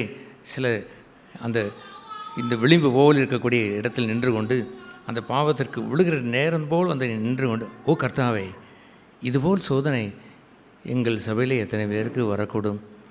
அதுபோன்ற நேரத்தில் நான் கிருபையை பெற்று நான் வந்துவிட்டேன். ஆனால் எத்தனை பேர் விழுவார்களோ தெரியவில்லை. எங்கள் சபை மீது கிருபையை எந்தள்ளும். யாரும் அந்தரங்கத்தில் விழுந்து பாவம் செய்து விடக்கூடாது. தே சுட் லீவ் பிஃபோர் யூ. உமக்கு முன்பாக வாழ வேண்டும் என்று நான் ஜெபித்திருக்கிறேன். ஏனென்றால் சபையிலே கேட்ட சத்தியத்திற்கு சுயாதீனம் உண்டு. உங்களுக்கு என்ன வேண்டுமானாலும் செய்யலாம். நீங்கள் விரும்பினதை செய்யலாம். அவனை பார்த்து ஆண்டவர் சொல்லவில்லையா? யாரை பார்த்து? யூதாஸ் காரியத்தை பார்த்து நீ செய்ய விரும்பியதை செய் என்று அவர் அனுப்பிவிட்டார். பாருங்கள், அவனுக்கே தன்னை காட்டி கொடுப்பதற்கே சுயாதீனத்தை கொடுத்து அனுப்பினாரே பாருங்கள். காஸ்பல், சுவிசேஷத்தை கேட்கிறீர்கள். சுவிசேஷத்தினுடைய அந்த நித்திய ஜீவனையும் உங்களுடைய பாவத்தினுடைய வாழ்கின்ற அழிவையும் கேட்கிறீர்கள். விசாலமான வழி கேடு, அந்த இயேசு காட்டுகிற அந்த ஜீவ வழி என்று சொல்வது சிறிய ஒரு பாதை. கேட்கும் பொழுது என்றும் கேட்டு இருந்து அவர்கள் சூஸ் பண்ணுகின்ற நேரத்திலே சுயாதீனம் குறுக்கிடுகிறது. கொஞ்சம் போஸ்ட்போன் பண்ணுவோம், இந்த விசாலமான பள்ளியிலே போவோம் என்று சொல்கிற சுயாதீனத்தை தழுவிக்கொண்ட எத்தனை வாலிபர்கள் இருக்கிறார்கள். காரியங்கள் சடிதியில் சில வரும்பொழுது அவர்கள் துளித்து போய்விடுகிறார்கள்.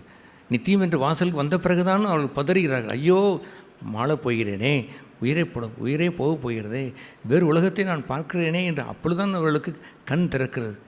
அது ஒரு டேஞ்சர் இல்லையா? சுயாதீனத்தை, கர்த்தர் தந்த சுயாதீனத்தை, சபையிலே இருந்து கேட்கிற சத்தியத்திற்குரிய அந்த சுயாதீனத்தை கீழே போட்டு மிதித்து விடாதீர்கள்.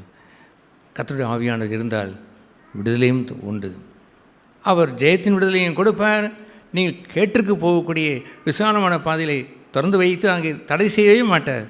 இந்த கண் திறப்பதற்குள் எத்தனையோ பேர் நரகத்தில் விழுகிறார்கள் என்று சில ஸ்டாட்டிஸ்டிக்ஸ் சொல்லுவது உண்டு. என்று போய் அவர்களை பிடித்து இழுத்தார்? யாரை அவர் அடைத்து கொண்டார்? ஒருவரையும் அவர் கைப்பிடித்து இழுத்தது இல்லையே. சத்தியம் சுயாதீனம் கொண்டது. அங்கேதான் நமக்கு பயம் உண்டாயது. ஆண்டவரே, உம்முடைய பிரசன்னத்தில் வாழ்கின்ற எனக்கு இந்த தொடாதே, இதை பார்க்காதே என்று சொன்ன ஒரு கனியும் வைத்து விட்டீரே. அது வேலி போட்டு அடைத்து வைத்திருந்தாலும் பரவாயில்லை, அதை ஓப்பனாக வைத்திருக்கிறீரே. அங்கேதான் பயப்பட வேண்டும். நாம் ஏதேன் தோட்டத்தில் வாழ்கிறேன், நான் ஏதேன் தோட்டத்தில் வாழ்ந்து கொண்டிருக்கிறேன். நீங்கள் எல்லோரும் ஏதேன் தோட்டத்தில் வாழ வேண்டும் என்று விரும்புகிறேன், வாழ்ந்து கொண்டும் இருப்பீர்கள்.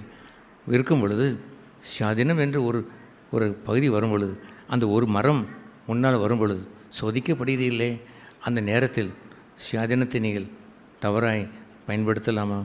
அதை வாங்கி புசித்து விடலாமா? ஒருவரும் இல்லை என்பதைப் போல அதை வாங்கி புசிப்பது நலந்தானா? பின்பவர்கள் அலறுகிறார்கள். அவர்கள் தேவனுக்கு முன்பாக ஒன்றும் மறைவாக இல்லை என்று அவர்கள் காண்கின்றார்கள். நாம் ஓப்பனாக இருக்கிறோம் என்று எண்ணிக்கொண்டார்கள். அவர்களெல்லாம் மூடி மறைக்கிறார்கள். இலையை வைத்து மூடி அப்படி மறைத்து இப்படி மறைத்து தன்னை மறைக்க பார்க்கிற வாழ்க்கையை வாழ்ந்து அதுவே இந்த உலகத்திற்கும் வந்துவிட்டது. தேவனுக்கு முன்பாக மறைத்து கொண்டு மனுஷருக்கு முன்பாக வாழ அவர்கள் வந்து விடுகிறார்கள். ஆகவே சத்தியம் அது இயேசு கொண்டு வந்தார். எது சத்தியம்? Living before God. விபச்சாரம் செய்யாதிருப்பாயா என்று சொல்வதை மோசே கொண்டு வந்தது. இருதயத்திலேயே இச்சிக்கக்கூடாது என்று சொல்கிற மறைவான அந்த பகுதி நம்முடைய ஆண்டவர் கொண்டு வந்தது. சத்தியம் அவர் மூலமாக வந்தது. அதற்கு கைக்கொள்கிறவனுக்கு கிருபையும் தருவார். ஆகவே லீவ் பிஃபோர் காட், தேவனுக்கு முன்பாக வாழுங்கள். மனுஷருக்கு முன்பாக வாழ்கின்ற வாழ்க்கையை வாழ்கிறவர்கள் எப்படியெல்லாம் இந்த காலங்களில் நான் ரொம்பவும் மோசமாக கிளைமேக்ஸ்லாம் பார்த்து கொண்டு தான் இருக்கிறேன். நல்ல நல்ல சகோதரர்கள் போல் தோன்றுகிறார்கள், மனுஷருக்கு முன்பாக கையூப்பி நிற்கிறார்கள். அவர்கள் தேவன் மனுஷனோ என்று என்ன தோன்றி விடுகிறது. அவருடைய நற்சாட்சியை பெற்றால் போதும் என்று எண்ணுகின்றதை போல் வாழ்கின்ற மக்களை பார்த்து ஆச்சரியப்படுகிறேன். இவ்வளோ ஆழம் இருந்த இத்தனை சகோதரர்கள் இப்படித்தான் வாழக்கூடுமோ என்று ஒரு அச்சம் என் உள்ளத்திலே வருகிறது. நான் உங்களை பார்த்தும் நான் சொல்கிறேன், கேளுங்கள். உங்களுக்குள்ளே அப்படி இருக்கிறாகாது. Leave before God. தேவனுக்கு வாழ்வதற்கு பெயர் தான் சத்தியம். அதுபோன்று வாழ்கிறவனுக்கு தான் கர்த்தருடைய புகழ்ச்சி கிடைக்கும். மனுஷனால் புகழப்படுவது விருதா, கர்த்தரால் புகழப்படுவதே பாக்கியம் என்ற பாக்கியத்தை அவர்கள் பெறுவார்கள். மனுஷனுடைய புகழ்ச்சியை தேடுவது கர்த்தருடைய பார்வையிலே அருவருப்பு என்று சொல்லுவார்கள். அவர்கள் மனுஷருக்கு முன்பாக நீதிமான் என்று காட்ட துடித்தவர்கள். அவர் உள்ளத்தில் இருக்கக்கூடிய மறைந்திருக்கிற பொருளாசையை காட்டியவுடன் அவர்களுக்கு கோபம் உண்டாகிவிட்டது. சத்தியத்தையே பரியாசம் பண்ணினார்கள். நானே சத்தியம் என்று சொன்ன அந்த இயேசுவை பரியாசம் பண்ண தொடங்கிவிட்டார்கள். அதுபோன்று நாம் ஒரு நாளும் கர்த்தரை அவமதித்து விடாதபடி ஆண்டவருக்கு முன்பாகவே நீங்கள் வாழுங்கள். That's a beautiful life. நான் சொல்லுவேன், அது அழகுள்ள வாழ்க்கை. எவ்வளோ அழகுள்ள வாழ்க்கை என்று சொல்வதற்கு ஏதாவது டெமான்ஸ்ட்ரேட் பண்ணி காட்டுங்கள் என்றால் என்ன டெமான்ஸ்ட்ரேட்? டான்ஸ் ஆடி காட்ட வேண்டும் என்று சொல்லுங்கள், உடனே டான்ஸ் ஆடியை நான் காட்டுகிறேன். குதித்து காட்டு என்று சொல்லுங்கள், குதித்து காட்டுகிறேன். தாவீதை போல் நடனம் பண்ணி என்றால் ஓகே, அதுவும் செய்கிறேன் என்று சொல்வேன். அது போன்ற ஒரு ஆனந்தம் இந்த பூமியில் வேறு ஒன்றும் இல்லை ஐயா. என் எலும்புகளெல்லாம் உரித்து என்னை பாடையிலே கொண்டு வந்து வைத்தாலுமே கூட எலும்புகள் கூட கழி கூர்ந்து துதித்து கொண்டே இருக்கும். என் எலும்புகளும் என் நினமும் என்னுடைய சதைகளும் தேவனுக்கு முன்பாக வாழுகிறது என்று சொல்கின்ற பாக்கியம் ஒன்று இருக்கிறதே. இன்னும் கொஞ்ச நேரம் தான், அதற்குள்ள முடிந்தவுடன் எங்கே போய்விடுவேன். என் ஆண்டவரிடத்தில் நான் போவேனே. அவர் உயிர்த்தெழுந்து வலது வாசத்தில் இப்படிதான் வலது அமர்ந்திருக்கிறார் என்று சொல்வதை விட ஸ்தேவான் மரித்த பொழுது ஹிஸ்டுட் எழுந்து நின்றார் என்று இருக்கிறது. கனம் பண்ணினார் பாருங்களே. இந்த உலக இரட்சகர் தன்னுடைய தாசன் கல்லறியப்பட்டு சிதைக்கப்பட்டு எலும்பெல்லாம் நொறுக்கப்பட்டு இந்த நேரத்தில் ஹி லீவ் பிஃபோர் காட். அண்ணாந்து பார்க்கிறான், தன்னுடைய இரட்சகரை அவன் காணுகின்றான். இரட்சகர் அவனை கனம் பண்ணி எழுந்து நிற்கிறார். In a moment of time he was there. அந்த நேரத்தில் கத்திரத்துலேயும் அவன் போய் செய்கிறானே பாருங்கள். அது ஒன்ற ஒரு பாக்கியம்தானே வாழ்க்கை. கிறிஸ்துவ வாழ்க்கையினுடைய மேன்மை அப்படி இருப்பதை நாம் வரப்போகிற இந்த வாரம் அநேகமாக இந்த கர்த்தருக்கு பலியான தீரல் என்ற புத்தகம் வருகிறது. 50 இரத்த சாட்சிகளை கொண்ட நல்ல அருமையான புத்தகம். படித்து பாருங்கள், ருசித்து பாருங்கள். What a life they are. இந்த சீசர்களுடைய வாழ்க்கையெல்லாம் அங்கே எழுதப்பட்டிருக்கிறது. எப்படியெல்லாம் வாழ்ந்தார்கள். அட்டேங்கப்போ சிறு பிள்ளைகளுடைய தைரியம் என்ன, அந்த பெற்றோர் ஊட்டி வளர்த்த விசுவாசம் என்ன என்பதெல்லாம் பார்ப்பதற்கு நெஞ்சம் கொழுந்து விட்டு எரிமையா அந்த புத்தகம். அந்த கர்த்தருக்கென்று பலியான 50 இரத்த சாட்சிகள். அதுபோன்ற ஒரு வாழ்க்கையை வாழ்கின்ற மக்களாகத்தான் நாம் இருக்க வேண்டும். அதற்கு படத்தில் அந்த அட்டை படத்தில் என்ன போட்டிருக்கிறது தெரியுமா? ஒரு சபை நின்று கொண்டிருக்கு. அங்கே ஒரு நடத்திய மூப்பர் ஒருவர் இருக்கிறார். சுற்றிலும் 40 பேரை போட்டதை போல் நம்மளைத்தான் அந்த படம் எடுத்து போட்டிருக்கிறோம். அங்கே அந்த கெபியிலிருந்து சிங்கம் பெரிய ஒன்று புறப்பட்டு வருகிறது. எதை தின்பதற்கு? அங்கே குடியிருக்கிற சபையை தின்பதற்கு தான். அவரோ ஜெபித்து கொண்டிருக்கிறார். அத்தனை பேரும் அந்த பாஸ்டரை சுற்றி முழங்கால் படியிட்டு ஜெபித்து கொண்டிருக்கிறார்கள். அந்த ரோமாவரி அந்த எரினா அந்த ஸ்டேஜில் இருக்கக்கூடிய லட்சக்கணக்கான மக்கள் ஆர்ப்பரித்து அதை கொலை செய்யப்பட்டு திங்கப் போவதை ஆசையோடு பார்ப்பதற்கு காத்து கொண்டிருக்கிறார்கள். அதுபோன்ற ஒரு படத்தை நாம் வைத்திருக்கிறோம். அல்லேலூயா. அவருக்கு வாழிலால் அறுப்புண்டார்கள், அவருக்கு தீ இரையானார்கள். அவர்கள் இந்த உலகத்தை சதம் என்று எண்ணவில்லை, தங்களுடைய ஜீவனை அருமை என்று எண்ணாது வாழ்ந்தார்கள். அல்லேலூயா. தன் சொந்த ஜீவனை அருமையை எண்ணாது வாழ்ந்தவன் தான். மனுஷனுடைய சாட்சியை அவன் எதிர்பார்த்து வாழ மாட்டான். அது தேவனுக்கு அருவருப்பு என்று நன்றாகவே அவனுக்கு தெரியும், நாரும் என்று அவனுக்கு தெரியும். Leave before God. தேவனுக்கு முன்பாக வாழுங்கள். உங்களுடைய நீதியை கொண்டு போய் மனுஷருக்கு முன்பாக வாழுகிறீர்களே, நான் கொண்டு வந்து உங்களுக்கு சொல்லி உங்களுடைய இருதயத்திலே பொருளாசை இருக்கிறென்று சொன்னவுடனே பயப்படுகிறீர்களே, சத்தியத்தை பற்றி பரிகாசம் பண்ணுகிறீர்களே, நீங்கள் 2 எஜமானை வைத்துக்கொண்டு அப்படியே வாழலாம் என்று போய்க்கொண்டே இருக்கிறீர்களே, இது அருவருப்பில்லை என்று பகிரங்கப்படுத்தி விட்டார். ஒரு நாளிலே பகிரங்கப்படுத்தி பேசினேன். ஹல்லேலூயா, யூ காட்ஸ் கம் தேர். இங்கே வந்து என்னை பகிரங்கப்படுத்தட்டுமே. ஹல்லேலூயா, எல்லோரையும் பகிரங்கப்படுத்த வேண்டும் என்று நீங்கள் சொல்ல முடியுமா? Yes, I live before God. நான் தேவனுக்கு முன்பாக நிற்கிறேன் என்று ஒரு வாழ்க்கையை தான் இங்கே கூடியிருக்கிற நாம் யாவரும் பெற்றிருக்க வேண்டும். தேவனுக்கு முன்பாக சத்தியம் வாழும். தேவனுக்கு முன்பாக சத்தியம் இல்லாதவன் வாழ இயலாது, துடிதுடித்து போய்விடுவான். நாம் எல்லோரும் தலைவணங்கி ஜெபம் செய்ய கடவோம். பிதாவே, இந்த அருமையான இந்த ஆராதனை வேலைக்காக நன்றி செலுத்துகிறோம். எங்களை சீர்படுத்தி ஸ்திரப்படுத்தி எங்களை நிலைப்படுத்துகிற ஆண்டவர், நாங்கள் குறைவுள்ளவர்கள் ஆனாலும் எவரையும் எங்களை விட்டு விடாமல் எங்களை வைத்து எங்களை கட்டுகிற உடைய திருச்சபைக்காக நன்றி. கண்மலையில் கட்டப்பட்ட வீடாய் நாங்கள் எல்லோரும் இருக்கவும், ஆழமாய் தோண்டி உண்மையிலே அஸ்திவாரம் போட்டு வாழ, மூக்குன்பாக வாழக்கூடிய கிருபை எல்லோருக்கும் தந்து அர்த்தமுள்ள வாழ்க்கையை, தேவனுடைய நாமத்திற்கு புகழ்ச்சியுள்ள வாழ்க்கையை எல்லோரும் வாழ உதவி செய்கிறாங்க. எல்லோரும் ஆசீர்வதித்து பலப்படுத்தும் இயேசு நாமத்தில் ஜெபிக்கிறோம் பிதாவே. ஆமென்.